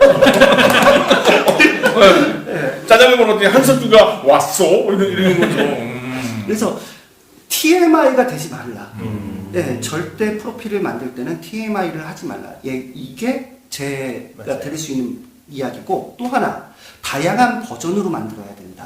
프로필은. 그래서 저 같은 경우에는 한 영화사에 프로필을 한 5-6버전으로 따로 넣은 적이 있어요. 그러니까 그 프로필마다의 대표적인 이미지가 달랐죠. 전략이나 캐릭터가 다른 거군요. 어떤 그럼 이미지? 가면은 딱 보여요. 이제 인물 조감독 위에 펼쳐져 있는 제 프로필이 뭔지만 딱 보면은 아, 이 캐릭터가 지금 내가 소비가 되는 캐릭터구나. 이 중에 어떤 게 나한테 잘 맞고 잘 팔리는구나. 그죠. 그걸 알수 또 있는. 확인할 수 있으니까요. 근데 그 조감독이 5개 들고 누구야? 똑같은 거 5개 보는 사람 누구야? 맞습니다. 사실 좀 전에 이승철 배우님이 하신 얘기는 좀 전문적이거나 그럴 수도 있고 이게 뭐 모든 배우나 이런 사람들 통하는 건 아닌데 분명 지금 이승철 배우님이 경험하면서 자기가 직접 체화한 것이기 때문에 어떤 포지션이나 어떤 그 준비하고 있는 사람들한테 분명히 그렇죠. 큰 도움이 될 거라고 생각을 해요. 이게 감이 안 와요. 처음 시작하는 사람들은 너무 넓게 열려 있으니까 답은 아니지만 그래도 성공 사례나 경험 사례를 얘기를 들으면 분명히 참고가 될 거다. 그러니까 이게 방향성 제시. 저희가 진짜 유념해야 될 게 경력이 없으면은 신인 배우라고 차라리 프로필에 밝히는 게 좋습니다. 이거를 갖다가 경력을 막 그 아마추어 연극부터 해가지고 뭐 학생 연극부터 해가지고 동아리 연극까지 다 넣어가지고 내가 무언가 많이 한 사람으로 보이려고 하는데 실제로 오디션 현장을 보면 다 알아요. 그냥 이렇게 들어가갖고 앉아만 있어도 아, 이 사람이 경력이 있구나 없구나 하는 게 다 보이는데 그렇게 많이 써봤자 아무 필요 없거든요. 오히려 이 배우를 내가 발굴한다라는 거를 그 프로덕션에서도 합니다. 그렇기 때문에 신인 배우라고 오히려 그걸 밝히는 게 좋습니다. 길게 많이 했는데 대표작 없는 게 더 이상한 겁니다. 네. 그러니까 이렇게 많은데도 대표작이 없다는 건 이 사람이 한계가 있구나를 느낄 네. 수도 있고. 그러니까 뮤지컬 배우 지명하는 애들이 꼭 프로필 보면 42분간 지키는 다 했어요. 그래서 그거 어떻게 다 했냐? 이 학교에서. 아니면 뭐 앙상블일 수도 있는 거고. 안상불도 힘들더라고요. 네. 아무튼 맞습니다. 누군가에게 큰 도움이 되었길 바라며. 됐겠네요. 좋습니다. 네. 빠찌코에 대해서 좀 더 얘기하고 싶은 거 있으면 좀 해볼까요? 저는 이거 빠친코를 보면서 좀 인상 깊게 봤던 몇 가지 소스가 있어가지고 정리를 해봤는데요. 처음에 이 영화 보면은 수산시장이 나오잖아요. 네. 근데 수산시장에서 계속해서 그 문어라든가 오징어라든가 이게 계속 나와요. 그래서 그거에 이게 두 종류라고 부르거든요. 근데 두 종류가 자꾸 계속 나오길래 왜 그럴까 생각을 해봤는데 이 두 종류가 서양 쪽에서는 되게 안 좋아하더라고. 두 종류 자체를 좋아하지 않더라고요. 근데 그게 이 동양인, 이 한국 이 사람들을 보는 시선을 약간 좀 상징성을 가지고 있는 게 아닐까라는 생각이 들어가지고, 그러니까 뭐냐면 이 두 종류들은 무척추 동물이고 자기 색소세포를 이용해서 몸을 숨기기도 하고 또 그걸 구애를 하기도 하는데요. 근데 여기서 이 질곡의 세월을 살아온 인물이 그렇게 살아온 게 아니었을까? 일본인들이 보기에는 그렇게 보여지지 않았을까라는 어떤 아무래도 영상 언어에 분명히 그런 게 좀 있지 않았을까 생각이 들었고, 또 하나가 기술적으로 중요한 대사가 나오거나 중요한 장면에서는 거의 대사만 들려요. 그거는 이제 사운드 연출을 한 것 같은데, 또 이게 애플은 노이즈 캔슬 기능이 되게 대단하지 않습니까? 그래서 PPL인가 싶기도 하고. 근데 그건 좀 되게 긍정적으로 봤어요. 확실히 대사에 집중할 수 있게 되더라고요. 그래서 그런 게 좋았고, 여기서 등장인물들이 기독교 인물 이름 서사가 다 있잖아요. 모자수가 모세래요. 네, 둘째 아들 이름 모자수, 이게 모세고, 노아하고, 그다음에 저기 아버지는 이삭이고, 아버지 형이 요셉이고, 근데 뭐 그 인물 뭐 서사는 궁금하진 않고, 근데 이제 이게 가지고 있는 것 중에 하나가, 그래서 와 대단한 종교야라는 느낌보다는 예전에 그 얘기를 들었었던 게 뭐냐면은 우리 원시 시대 때 피하 식별을 해야 되잖아요. 근데 피하 식별을 하는 방법이 너무 위험하잖아요. 만나고 이렇게 하는 경우에. 그래서 그때 당시에 대두됐던 게 종교라고 하더라고요. 종교를 통해서는 서로가 싸우거나 이런 작업을 거치지 않고 그냥 뭉칠 수가 있기 때문에 그래서 사실은 종교라는 게 도피처라기보다는 안식처라고 생각을 하는데 여기서도 이 작품 내에서 그런 종교가 안식처가 돼주기도 하고 그래서 여기서 다양한 소재를 많이 사용했구나라는 생각이 들었는데 다만 아쉬웠던 점은 제가 생각할 때는 시즌 제작을 좀 늦게 결정한 것 같다는 생각이 들었던 게 저는 7편이 굉장히 튀었어요. 네, 그리고 또 하나가 저는 화면 비율 성애자거든요. 그래서 화면 비율이 바뀌면 되게 막 흥분하는 편인데 7편만 거의 4:3 비율을 찍었잖아요. 그래가지고 이런 게 되게 인상적이었는데 아마 이민호의 서사도 얘기하고 관동대지진도 얘기한 것 같은데 만약에 시즌을 정확히 이렇게 만약에 준비를 했다면은 사실 이민호의 서사는 시즌 2 정도에서 얘기를 해도 될 정도라고 생각을 했고 그런 면이 조금 아쉬웠어요. 그래서 제가 생각할 때는 그 다음에 그냥 개인적으로는 사실 그 장면이 되게 좋았는데 이 작품에서 행복한 씬이 별로 없어요. 근데 유일하게 제가 보면서 미소 지었던 장면이 그 시계 전당포에 맡기고 빚 갚았을 때 그 여자 두 분이 신나게 걸어오잖아요. 그때만 유일하게 행복하다라는 느낌이 들었고 오히려 맨 마지막에 그 하와이 장면 같은 경우에는 그러니까 글쎄 이런 정도였는데 그 빚 갚고 잠깐 들어오는 그 잠깐의 찰나의 순간이 되게 되게 진짜 행복하겠다라는 생각이 들었었고 그래서 사실은 이 시즌 하나에 담아두기엔 너무 짧고 부족한 시간이라고 생각을 8편씩이나 됨에도 불구하고 짧다고 생각이 들었는데 좀 더 미리 결정을 했었으면 이게 또 배분이 더 좋지 않았을까라는 생각이 들더라고요. 저는 근데 오디션 봤을 때 네. 시즌 2 이야기를 들었어요. 그 오디션 이미 볼 때 네. 시즌 2에도 이어서 나올 수 있다. 예, 요 이야기를. 그래서 스토리를 조금 여기서는 이게 그 주인공 여자분의 서사를 좀 더 많이 담았으면 좋겠는데 갑자기 그러니까 7편에서 가 돼버리니까 이게 사실은 우선은 7편은 칠 수밖에 없는 게 원작에서 없는 스토리고 원래는 이민호 역할은 친일파고 원래는 좀 악역인데 제가 보기에는 여러 가지 의미를 담아서 사실 여기에서는 일본인들도 아주 나쁘게 안 대하려고 하고 이민호를 그 사람을 사실 여기에서는 완전 악역으로 규정을 짓지 않고 시작을 해요. 처음부터도 그렇죠. 그냥 상인 어떻게 돈 많이 번 한국인처럼 보이고 뭐 완전 친일파로는 안 나오는데 여기에서는 7화에서 관동대지진을 다룬 거 우선 좋은 의미긴 한데 사람들이 약간 비판하는 건 이민호 캐릭터가 왜 이렇게 됐나에 대해서 서사를 부여하는 것처럼 만들면서 잘못 오해하면 친일파도 사정이 있다라는 식으로 옹호하는 것처럼 해석될 수 있는 여지가 만들어져가지고 누군가는 비판을 하는데 제가 보기엔 여기에 있는 모든 인물들을 아주 나쁜 사람처럼 안 보이게 하려고 하는 계획과 제일 중요한 거는 저는 이 드라마가 정말 좋은 게 옛날 샹치 때 우리가 비난했던 게 뭐냐면 아시아계 첫 히어로 영화를 찍어 또 중국의 히어로고 막 이렇게 하는데 감독도 그렇고 정말 아시아나 중국을 대표하는 사람이 제작진에 참여를 안 하니까 되게 오리엔탈리즘으로 만든 것 같은 느낌인데 이 영화 같은 경우가 정말 좋은 게 특히 이제 8화에 대해서 이제 얘기를 안 할 수가 없는 게 이 감독들도 우선은 자기가 한국인이라는 정체성이 있고 이 드라마를 대하는 태도 그리고 수휴도 그렇고 이민진 작가도 그렇고 되게 진정성이랑 어떤 식으로 다룰지 고민들이 느껴지니까 7부 자체는 관동대지진이라는 사건을 본격적으로 매체를 통해서 보여주기 위한 어떤 이벤트성이나 어떤 메시지성으로 만든 에피소드로 느껴지고 제가 제일 놀란 건 8화 오프닝 갑자기 원래 이 노래가 옛날 노래잖아. 약간 머나먼 정글에 나올 것 같은 옛날 막 60, 70년대 나온 노래 페인트 블랙 같은 나오잖아요. 근데 딴딴딴딴 그 노래가 익숙한 주제가가 있는데 8화의 오프닝을 이날치 밴드가 그거를 부르니까 사실 처음에는 그렇게 막 잘 부른다는 느낌이 안 들고 팝을 우리나라 국악 톤으로 불러서 좀 오글오글한 게 있었는데 노래가 고조될수록 막 짜릿짜릿한 느낌. 그러니까 이 사람들이 어떤 식으로 한국에 대해서 사람들한테 소개를 해주고 지금 한국에 대해 되게 좀 뭐라고 하나 진정성 있게 다가가는 느낌. 그거의 이제 극한 데가 8화 마지막 인터뷰.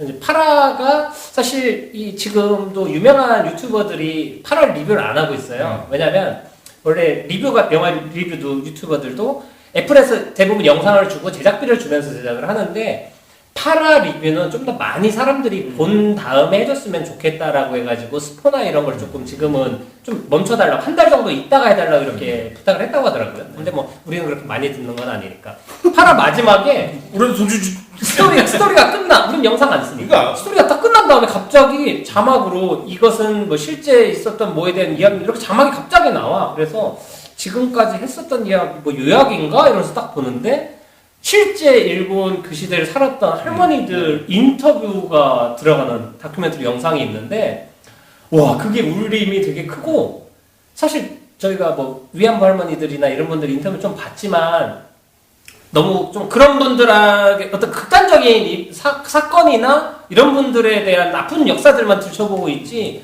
나머지 분들 어떤 평범한 삶을 살았던 분들 모두가 힘든 삶을 살았는데 그분들 어떻게 살고 있는지 그런 거에 대한 얘기가 없잖아요. 근데 여기서 나 처음으로 다 그런 것들을 정보를 얻으니까 되게 고마웠어요.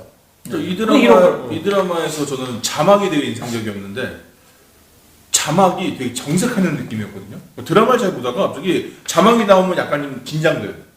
그 설명이 왜 너무 차분하게 얘기를 해주니까 그리고 또 하나가 아까 말씀하신 8부 맨 마지막에 할머니들 인터뷰할 때 가장 인상적이었던 게 뭐였냐면은 대한민국이라고 안 해요. 우리나라라고 하더라고요. 그 말이 딱 일본말 하면서도 나는 우리나라 가고 싶어 그러는데 우리나라라는 말이 되게 울림이 있는 말이구나. 이게 되게 그러니까 대한민국 보통은 대한민국 이렇게 얘기를 하고 그러는데 그런 게 좀 있어서 좋았고 그다음에 또 하나가 이게 한 줄 평으로 할까 하다가 이게 그냥 적어왔는데 이 드라마의 되게 큰 매력이 그렇게 막 그 지국의 세월을 살아오고 슬픈 심파로 끝나는 게 아니라 그러니까 같이 울다 끝나는 영화가 아니라 같이 소리낼 수 있는 영화라고 생각이 들더라고요. 뭐 했으면요? 같이 울다 끝나는 드라마가 아니라 같이 이제 보고 소리낼 수 있는 드라마라고. 소리낸다. 네, 뭐냐면은 그냥 마냥 우리는 피해자였고 슬프고 이런 서사가 아니라 마지막에 그 어머니로서 한 여자로서 장사를 시작하고 이러면 자기가 찾아가 이거 뭐냐면은 기본적으로 이런 피해자 서사를 가지고 있으면은 어떻게 하면서 같이 울어주면서 끝나는데 이 드라마는 나도 힘을 얻게 되는 거야 그 장면에서. 그러면서 야 봐봐라 그런 일이 있었다라고 같이 소리를 낼 수 있게 되더라고. 그래서 이 드라마의 가장 큰 매력이 그거였고 그래서 분배가 좀 아쉬웠던 거예요. 요 앞에서는 여성 서사만 빨리 해주고 다음에는 인물 서사 들어오고 다음에는 뭐 해주고 그러면 시즌 3, 4가 쭉 탄탄하게 더 흥미롭게 가지 않을까 생각이 들더라고요. 네. 근데 아마 분량 조절은 시즌 4까지 계산을 했기 때문에 일부러 느린 호흡이고 다양하게 보여주려고 좀 그렇게 했다는 그러니까 생각이 그 다양이 들고 조금 아쉬웠어요. 네. 그건 그 취향이니까. 네. 근데 얘네들은 애플은 그것도 중요하지만 오랫동안 이 시즌이랑 관객들을 모아놓는 것도 중요하기 때문에 그렇죠. 그런 전략을 좀 썼을 거라고 생각을 네. 하고 마지막 혹시 마지막 보셨어요? 본인 나온데 이승철 배우님? 네. 와, 나 그 장면 너무 좋아요. 연출도 그렇고 사실 김치 팔러 가잖아요. 막 김치 네. 막 살려 막 냄새 나고 막 이러고 그때 그게 뭐라고 해야 되나? 사실 그 저희 같은 경우도 이제 힘든 시기가 있을 때 예를 들면은 뭐 돈이 없어 옛날에 막 어려울 때 그럼 막 그 노가다를 갈 수도 있고 아니면은 어떻게든 돈을 벌어야 되니까 안 하던 알바 막 하잖아요. 예를 들면 뭐 이태원에서 뭐 굿즈 팔고 할로윈 파티에 굿즈 팔고 이런 거 하는 거 한 번도 안 해본 사람이 하면 되게 힘들거든요. 쪽팔리기도 하고 그리고 막 그 자존감도 막 떨어지고 내가 뭐 좋아서 하는 게 아니잖아. 큰 돈 버는 것도 아닌데 이것 좀 사주세요 막 해야 되니까. 근데 거기에서 선자가 소리를 내는 모습 보면서 되게 막 짜릿한 게 있었고 거기에 어떤 동기부여를 해준 게 우리 이승철 배우님이시잖아요. 그 장면에서 이겨먹겠다고. 그 김치판 아줌마까지도 이겨버리겠다고 이래싸이 이러고 있고. 내가 이겼다네. 저는 그 장면이 이제 제가 이제 찍긴 했는데 되게 걱정을 많이 했던 게 네. 우리나라 그러니까 물론 이제 제가 2회차 해가지고 이제 뭐 서로 다른 문화의 촬영 방식을 뭐 일반화시킬 수는 없겠지만은 그 복장도 그쪽 이제 그 서양 스태프들은 그냥 청바지에다가 남방 입고서 작업을 해요. 근데 우리나라 스태프분들은 일단 현장 나가면은 모든 분들이 그렇지 않은데 어떤 분들이 감독님들인지가 보여요. 저분이 조명 감독님, 저분이 카메라 감독님인 게 보여요. 명찰. 외모로 그 아우라가 있어요. 근데 이쪽 현장에서는 누가 감독인지 누가 스텝인지를 몰라요. 그냥 이렇게 그냥 이거 그냥 조용하게 이거 저거 해달라고 하면 그게 끝나 있고 그래서 되게 뭐지? 되게 덜 프로페셔널한가? 이쪽은? 이거지. 저 촬영에 나가세요. 감독인데. 그러니까 감독 이제 저스틴 정 감독도 어디 이제 따로 이제 감독실에 있는 게 아니라 그냥 대기할 때 그냥 그 세트장 한쪽 구석에서 그냥 이야기하고 있어요. 다른 스태프분들이랑. 예. 그러니까 이런 부분들이 그 좀 차이가 되게 많이 나고 그 서양 감독님이 나이가 좀 많으셨어요. 저희 촬영할 때 머리도 완전 백발에. 근데 그냥 어깨 견착하고 있다가 딱 끝나고 나면은 자연스럽게 내리면 옆에서 받아주고. 이 영화가 하나 또 추천드리고 싶은 게 색감이 너무 좋아요. 저는 그거 좀 너무 반해버렸는데. 습관적 엄청 한 것 같아요. 네, 그러니까 이게 영화 자체가 그러니까 되게 연극적이라는 생각이 들 정도로 감정씬에서 예를 들어 엄마가 딸을 일본으로 보내고 나서 슬퍼하는 장면에 블루톤이 쫙 깔리기도 하고 둘 사랑할 때는 오렌지 톤 그 트렌 그 편집 그 색보정 룰이 있는데 오렌지 앤 트린가 해가지고 오렌지 색과 녹색을 가지고 편집하는 게 지금 헐리우드 대세예요. 근데 여기서 보면은 그 색감을 너무 잘 살렸어요. 그래서 사실은 잠깐 상상한 게 혹시 이거 아이폰으로 찍은 거 아니야? 왜냐면은 애플이라면 또 가능한 작업이기 때문에 그 얼마 전에 파란만장인가 그 찍지 않으셨습니까? 예. 근데 네, 그처럼 그랬나? 왜냐면은 이게 사실 이 애플이라는 회사가 아까 말씀드렸지만 기계를 파는 회사이기 때문에 그 메커니즘에 대한 부심이 굉장히 세요. 그러니까 어떤 이거 영상을 보면서 저 내내 감탄하면서 봤거든요. 어떻게 이렇게 색깔이 이렇게 잘 나오고 이쁘게 잘 나왔지라는 생각. 그리고 또 하나가 이 서양인과 동양인의 피부톤은 다르기 때문에 색깔 맞추는 게 되게 어렵다고 하더라고요. 그래서 대표적으로 보시면 옛날에 보아가 저기 미국 진출했을 때 보아의 뮤직비디오를 두 가지 버전 찍은 게 있어요. 하나는 우리나라 감독이 찍고 하나는 미국 감독이 찍고인데 색감 개념이 달라요.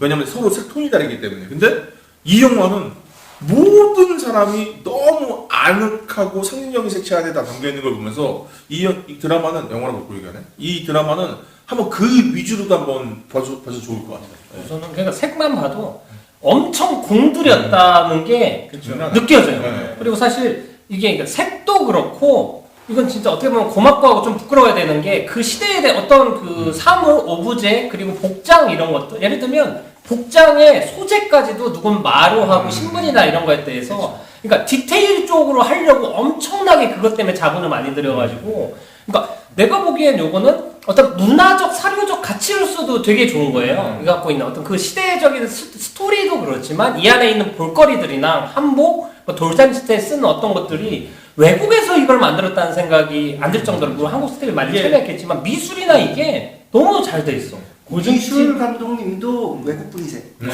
그 고증팀이 한 20명 정도 이렇게 명단이 올라와 있는데 그 김치 담글 때도 그렇고 맞아요. 배추랑 물을 1920년, 30년대 자료를 보고 크기까지 맞춰서 그거를 구하려고 했고 네, 뭐 주걱 같은 것도 맞아요. 뭐 세월감을 입히기 위해서 어떻게 해야 되는지 뭐 이런 것까지 세세하게 다 했다고 하더라고요. 대사도 그 시대 언어라는 네. 거라 어레인지도 네. 많이 허용을 안 했다고 하더라고요. 그러니까 이게 주요 배우들한테. 외국에서 만들었는데 그 일말의 그 있잖아요. 그러니까 대사 이상 치는 거 아니야 한국말? 근데 그게 전혀 없어요.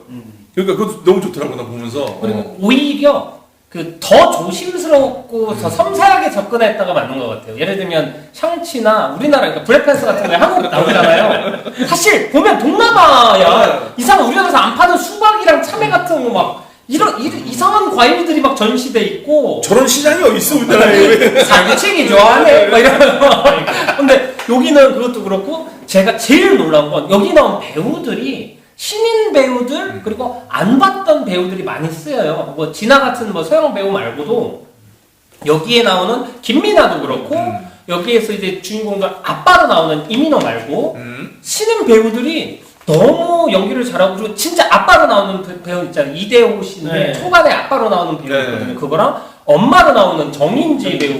그러니까 그러니까 익숙하지 않고 그렇게 많이 알려지지 않은 배우들인데 되게 타입 캐스팅이고 연기나 이런 거에 대해서도 너무 좋았다라는 거랑 그 중에서도 제일 좋았던 건 여기에서 그 자기 집 안 파는 할머니 있어요. 네. 제가 전 에피소드 성들어서 제일 좋아하는 건 5화인데 그 할머니가 옛날에 일본인들한테 당한 것도 있고 그런 것도 있어서 어떤 그 재개발을 들어가야 되는 어떤 아파트 같은 데 뭐 건물들이 들어가는 단지에 어떻게 보면 알박기라고 안 좋은 표현으로는 하고 사실은 한국인 할머니가 한 분이 계셔. 이분 때문에 공사가 못 들어가. 그러니까 알 받기가 아니라 알 박혀 계신 분이죠. 어쩔 수 없이. 외부에서는. 근데 요거를 설득을 못해서 공사가 진행이 안 되는데 이제 남자 주인공 진하가 회사에서 잘릴 위기에 놓이고 막 감봉될 위기에 놓여서 자기가 설득하겠다고 가서 그 할머니를 막 설득하고 자기 할머니 윤여정 씨까지 데려와가지고 이 할머니를 막 설득하는데 이 할머니가 자기 집 넘기는 것처럼 하려고 했다가 나중에 그 진아하고 대화를 나누죠. 일정 대화를 나누고 안 넘겨요. 근데 그 할머니 배우가 내가 어렸을 때부터 드라마에서 단역으로 계속 봤던 할머니야. 자주 나오시는. 근데 나 얼굴을 또 알아. 근데 이름은 잘 모르겠는데. 근데 이 드라마에서는 사실 어떤 존재감이랑 역할의 비중, 그 강렬함이 사실 윤여정 선생님보다 전 더 강렬하게 세게 다가왔어요. 그리고 그 장면에서 도장 안 찍고 가시고 진아가 막 뛰어가잖아요. 그 장면 연출도 좋고 막 춤추고 그 전체가 그러니까 애플이 어떤 배우들에 대한 인지도나 흥행성만을 한 게 아니고 정말 한 배우 한 배우에 대해서 제대로 오디션 보고 정말 제대로 캐스팅했다라는 생각이 드는 거예요. 이게 그러니까 이 정도의 결과를 만들기 위해서 모두가 최선을 다한 것 같은 어떤 느낌? 뭐 제가 아내는 없었기 때문에 모르겠지만 그런 것들도 되게 고맙게 느껴지는 느낌이었어. 그 할머니에 대해서도 내가 관심을 갖게 되는 거예요. 저도 이제 나중에 이제 기사 보고서 접한 건데 오디션을 6차까지 봤다고 그러더라고요. 근데 이 오디션을 6차까지 봤는데 6차 마지막 오디션이 케미스트리 오디션이었대요. 상대 배우하고의 그 케미스트리가 맞는지까지 확인을 했다고 그러더라고요. 그렇죠. 그래서 그 코고나다 감독이 김민아 배우를 엄청 극찬을 했던 게 그 오디션 할 때 이제 코로나 이슈 터지면서 한 번은 그 상대 배역이랑 이렇게 그 뭐라 그러죠? 페이스 실드? 네, 페이스 실드를 해가지고 이게 앞을 가려놓고 이제 연기를 하니까 아무래도 연기에 좀 방해될 수가 있잖아요. 근데 김민아 배우가 연기를 하는데 상대 배우가 눈물을 막 그때 흘려가지고 그 모습을 보고 네, 엄청 그게 인상 깊었다고 얘기를 하더라고요. 이걸로 페이스 실드로 방해가 됐음에도 정서들이 다 전달될 정도로 몰입을 해서 연기했다는 얘기인 거죠. 그것도 그렇고 이민호 배우도 오디션 받고 그 사실 이미 스타간 대회에 처음 오디션 봤대요. 자기 헐리우드에서 받고 사실 윤여정 선생님도 오디션 보라고 했는데 그때는 오스카 타기 전이었음에도 불구하고 난 오디션 같은 거 못 보겠다고 근데 작품이 너무 좋아서 내가 오디션이 아닌 다른 식으로 하겠다 해서 뭐 그 만나서 미팅하고 이렇게 얘기를 해가지고 결국 배역을 따고 촬영 들어가고 그 이후에 오스카를 타가지고 인기가 좋아진 거고 오스카 따기 전에 캐스팅이 됐었더라고요. 그리고 영화에 보면은 되게 배우들 연기력을 많이 믿고 했다라고 느끼는 부분 중에 하나가 클로즈업해서 눈을 보여주는 장면들이 굉장히 많더라고요. 근데 이게 사실 제가 생각할 때 배우 입장에서도 그거 좀 부담스러울 수도 있다고 생각을 하거든요. 연기를 할 때 눈을 이제 클로즈업해서 보여주면 그게 좀 잘못 전달될 수도 있고 좀 그러는데 그런 장면들도 많이 쓰여서 이게 진짜 심혈을 기울여서 배우들을 선정을 했구나라는 생각이 좀 많이 들더라고요.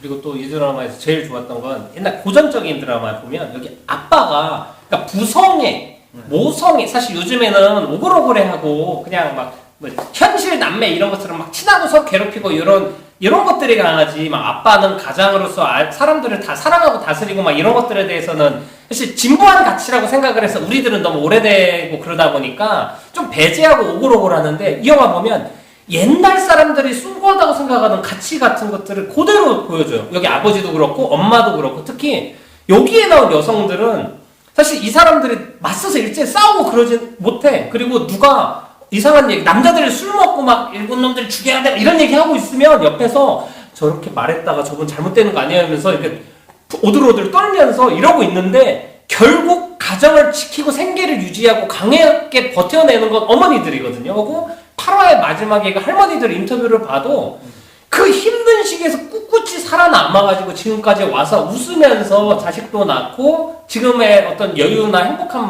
할 수도 있는 그 어머니들의 모습이나 이런 것들이 지금 우리 가치에서 보면 촌스럽거나 지금 우리가 갖고 있는 가치는 아닌데 사실 옛날에 숭고하고 그랬던 가치가 있었는데 그거마저 우리가 잊고 살던 거에 대해서 촌스럽지 않게 환기를 시켜주고 또 중요한 게 이 영화가 심파가 없어.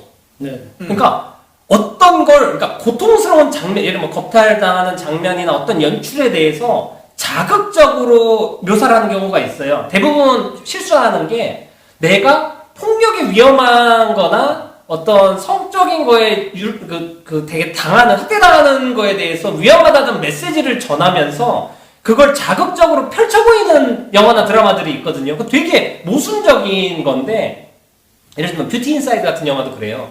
사람의 외모가 중요하지 않다라는 얘기를 하면서 외모를 보고 고르는 주인공이 나오잖아요. 되게 골 때리는 영화인데, 이 작품에서 보고 있으면은 그런 가치나 이런 것들에 대해서 정말 제대로 설명을 하고 있으니까 너무 되게 감동적으로 받았다라고. 그 반대편 시선으로 하나 얘기하고 싶었던 게, 사실은 이 드라마 보면서 가부장제에 대해서 생각을 해봤거든요. 뭐냐면은 여기서 등장하는 아버지들은, 그러니까 이 주인공의 아버지는 강하고 싶었지만 강해지지 못했어요. 그리고 이 여자 주인공의 남편이 강해지고 싶었지만 강해질 수 없었어요.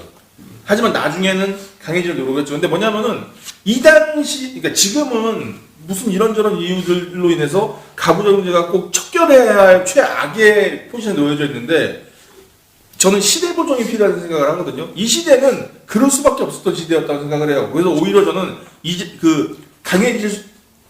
내가 강해져서 내 딸을 지키고 싶었지만 그러지 못했던 아버지와, 내가 강해져서 내 아내를 지키지 못한 남편이나 이런 그런 남자들의 슬픔에 대해서도 난 공감을 좀 가게 되더라고, 이 드라마를 보면서. 네, 뭐 그 시대 자체는 근데 그러니까 그 시대는 우리가 이제 핍박을 받고 그런 시대니까, 근데 그 와중에도 불가능하고 사실 약간 장애도 있는 아버지여가지고 그 시대에서도 제일 하층민 중에서도 사람들 사이에서도 존중 못 받는 이런 사람인데도 사실 현실이 약한 건 극복할 수 없는데 딸한테 하는 얘기가 있어요.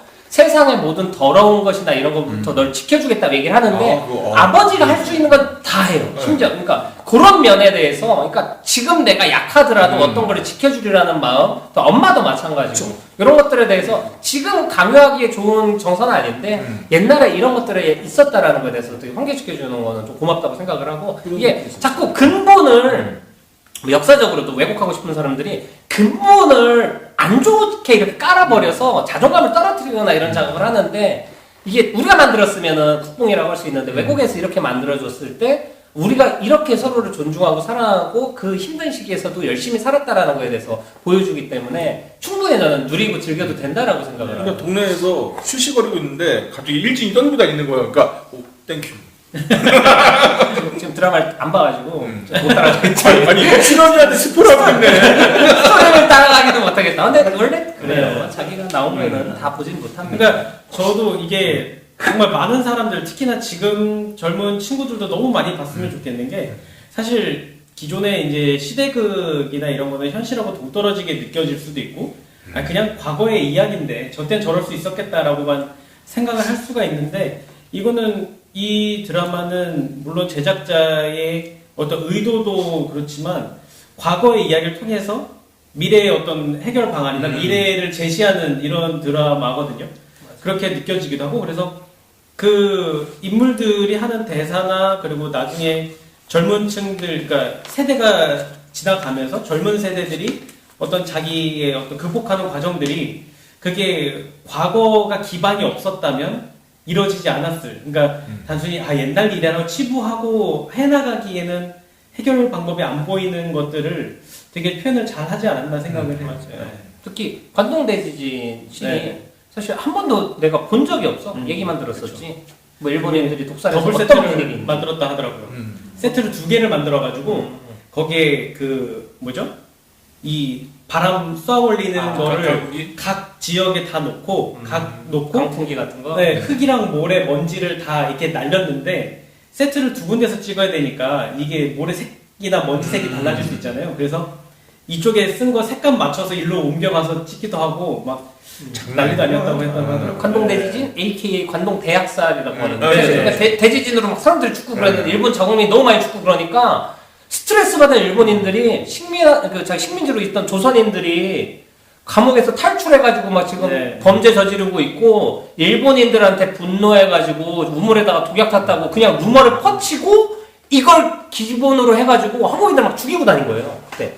근데 이거에 대해서 그냥 말로만 들었을 때랑 드라마는 그렇게 선정적으로 보여주지 않는데, 그 부분들을 이렇게 한번 묘사를 드라마 한 편을 통틀어서 보여주니까 엄청난 학습 효과나 이런 거에 대해서는 그 시대에 대한 이해도 엄청 높아지는. 이게 그 다결 영화에서 한번 언급이 되긴 했었는데, 요번에가 아무래도 좀 강력하게 예. 다가오는 것 같아요. 뭐야, 시각적으로도 사실상 그렇고. 처음일 거예요. 그리고 네. 약간 화도 더 나고 이런 일이 있었는데 아무도 제대로 언급이나 이걸 안 하고 있었다라는 게 이게 독일 외무성 자료에는 23,000명까지 나왔다고 하는데 이게 확실히 국내에서도 이 정도 일은 이렇게 좀 해야죠. 그리고 네, 중요한 사과 안 그렇잖아요. 하잖아요. 네, 인정도 안 하고 사과도 안 하고 내용 왜곡하잖아요. 그때 뭐, 그렇죠. 뭐 제주도에서 뭐 우리 화가 났던 우리나라 사람들이 와가지고 일본인들 막 공격했나 뭐 이런 이상한 얘기하고 막 당장 사삼도 뭐 그러고 있으니. 아무튼 그렇고 그리고 저는 이제 마지막으로 드라마에 대해서 칭찬하고 싶은 건 지금 대부분 얘기하는 게 고증 잘했다 우리나라 이야기다 이런 얘기를 했는데 제일 중요한 게 이게 베스트셀러라 그런가 스토리 서사가 되게 재밌어요.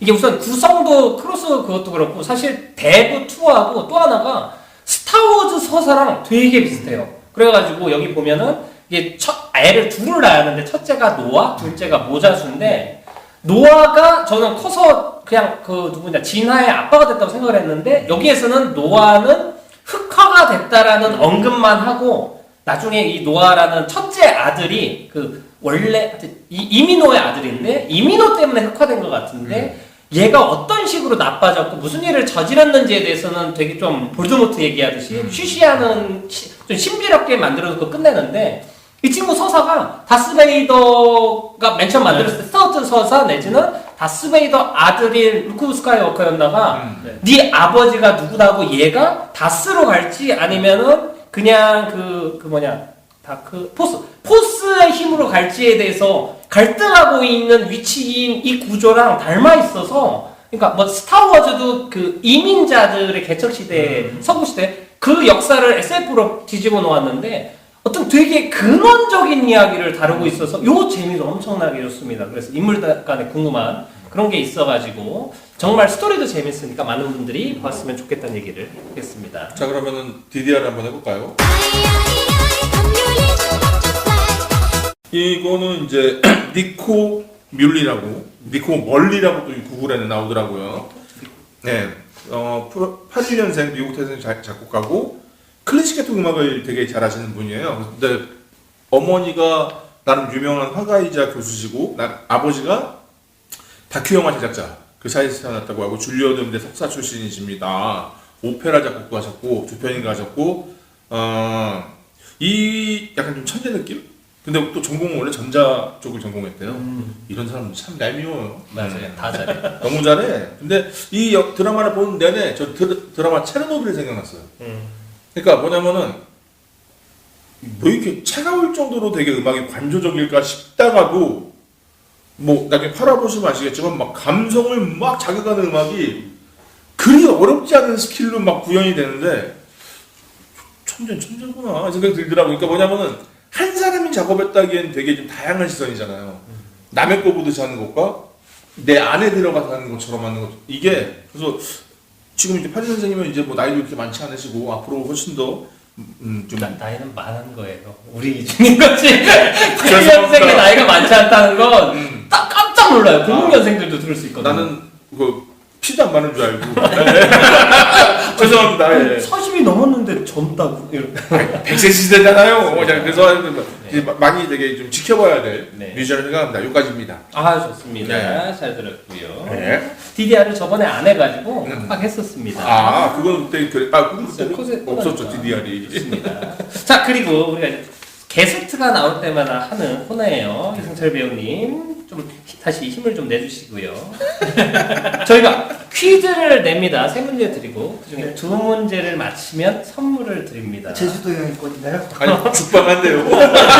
아니 말하면 어떡해요. 제가 죽방 멸치요. 바로 때리려고 했는데 아 서프라이즈 이렇게 했는데 깜빡이! 그럼 퀴즈는 상식 퀴즈고요. 평소에 좀 상식이 많은 편이신가요?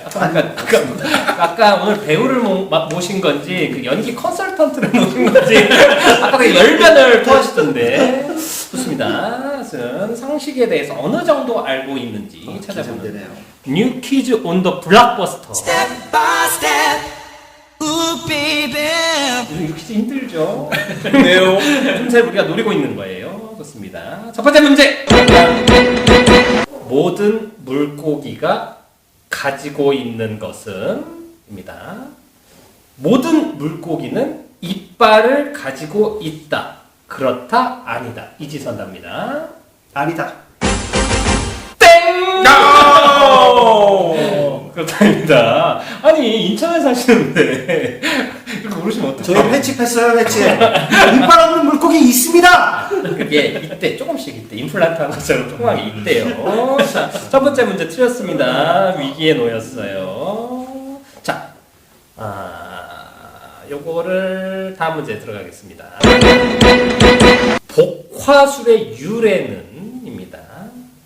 입술을 움직이지 않고 말하는 복화술은 본래 고대 이집트에서 뭐뭐들이 쓰던 화술이다. 위 내용의 뭐뭐에 들어갈 것은 1. 예언자 2. 의사 3. 하인 4. 노예입니다. 중요한 건 본인이 맡고 싶은 역할 이런 거 말고 잘 어울릴 것 같은 역할 아니고 실제 그 이집트에서 어떤 사람들이 복화술을 썼을 거다. 1번 예언자 노예! 땡! 이 사람 참. 왜 노예라고 생각하셨죠? 네? 놓고 노예들이 복화술도 욕했구나. 저 새끼 너무 싫어. 주인들이 열받게 하니까. 좋습니다. 야, 피라미드 나가자, 피라미드 나가자. 좋습니다. 원래는 안 되지만 한 방에 묶고 마지막 문제 한번 드리겠습니다. 3점짜리인가요? 3점 샷 들어가겠습니다. 땅땅! 곰의 새끼를 이르는 명칭은 사지선다예요. 개호주는 호랑이 새끼뿐만 아니라 표범, 시라소니의 별칭으로도 쓰였습니다. 자, 옛날에는 이들이 범의 일종처럼 다려졌기 때문입니다. 자, 그렇다면 곰의 새끼를 뭐라고 불렀을까? 자, 우선 오늘은 루카스님이랑 이분한테 한번 물어볼게요. 자, 우선 1번 능소니, 2번 반달이, 3번 양소주, 4번 건달이입니다. 건달이. 자, 우선 두 분 힌트. 자, 나머지 1번 능손이, 2번 반다리, 3번 양소주. 3번. 땡! 2번 땡! 야, 뭐 이런 사람들이 있냐. 정답은 1번 능손이입니다. 여기 있는 사람들은 되게 상식이 부족하거든요. 아니, 이거를 상식으로 안 되는 사람이 있어요. 하지만 저희 찍기가 있으니까 저희는 네, 신혼세대지 않습니까? 자, 세 문제를 다 틀렸습니다. 우선 박수. 와, 이거 완벽하네요. 저 처음인가요? 예. 처음이지만 선물을 준비했습니다. 저 흉기를 끼네요. 짜잔. 뭔가요? 머그컵인가요? 원래 선물을 어떻게 알죠? 안 주려고 했는데 옛날에 내 인스타에 머그컵 올려놓은 걸 보더니 자기 줄 거냐고 해가지고 안 줄랬는데 준비를 했습니다. 하지만 정답은 모르지만 투시력이 세 문제를 다 이렇게 성의 없이 틀릴 줄은 몰랐어요. 선물 맞췄잖아요. 좋겠습니다. 맞다 임마. 좋습니다. 이따가 머그컵 갖고 한번 뜯어보세요. 네. 뭐가 있는지 깜짝 놀랄 겁니다. 두둥. 저희 한번 보여주세요. 어머나. 뚜껑을 비닐을 벗겨야죠. 어머나. 예. 그리고 이걸로 네 박을 칠까요? 저는 오늘 손잡이였습니다. 이렇게 퀴즈 성의 없이 푸는 사람 처음인데 진짜. 네. 자, 한번 보시죠. 뭐라고 써있나. 본인이 나오네요. 예, 본인이 나오고 네. 삶은 연극보다 극적이다라는 저의 자문명입니다. 예, 이승철 배우님의 좌우명이 담겨있는 머그컵입니다. 이따가 저거 갖고 같이 사진 한 장 찍으면 되고요. 좋습니다. 자, 그리고 이제 오늘 좀 정리를 해야 되는데 우선 이승철님 저희가 뭐 이거 대본도 안 주고 좀 성의 없이 진행한 것 같기도 한데 오늘 나오셔서 좀 어떠셨는지 소감 한마디 먼저 들어볼게요.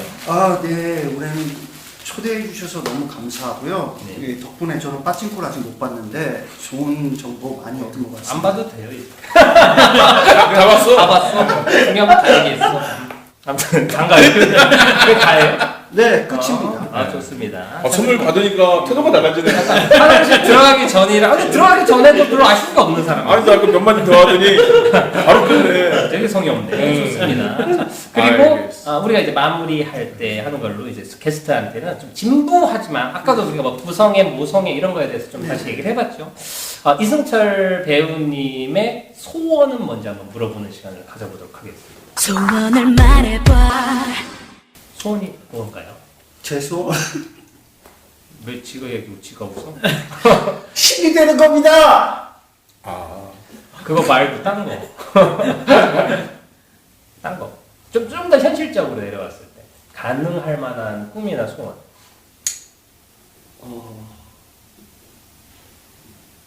없습니다. 네. 그렇다고 합니다. 신으로 그냥 가고 제가 편집하겠습니다. 좋은 정보 감사합니다. 준비 안 된 건 얘기 잘 못하네요. 아무튼 이렇게 오늘 게스트도 모시고 좋은 드라마 파친코에 대해서 얘기를 나눠보는 시간을 가졌습니다. 오늘 뭐 루카스님이나 안 감독님은 뭐 마지막으로 좀 하고 싶은 얘기 있나요? 이 드라마는 그냥 보세요. 네, 그거는 뭐 내용도 내용이고 뭐 아까 뭐 색감 얘기한 것처럼 각자 취향에 맞는 게 하나는 꼭 있을 것 같아요. 그러니까 꼭 보셨으면 좋겠습니다. 네. 네, 루카스님. 저도 마찬가지로 지금 사실 우리나라가 지금 너무 세대별 양극화 또 세대별 아니더라도 신분과의 양극화, 뭐 남녀 간의 양극화 이런 일들이 좀 많은데 이 드라마를 좀 보면서 우리가 궁극적인 목표는 같다. 우리는 행복하고 잘 살기 위해서 살아가는 거니까 그런 걸 좀 가질 수 있게끔 많이들 봤으면 좋겠습니다. 맞습니다. 네. 힘든 시기를 다 같이 이겨내고 마지막에 이제 얘기하는 게 의미가 있다라고 생각하고 사실 뭐 OTT는 여기 계속 있는 거니까 지금 당장 안 보시더라도 앞으로도 시즌 많이 나오니까 천천히라도 한 번쯤 또 요즘에 막 신경 쓸 게 너무 많잖아요. 다른 이슈들로도 많이 시선을 빼앗기고 있고 하지만 천천히 한 번쯤 꼭 보셨으면 좋겠다 생각을 하면서 오늘 방송은 여기서 마치겠습니다. 수고하셨습니다. 감사합니다.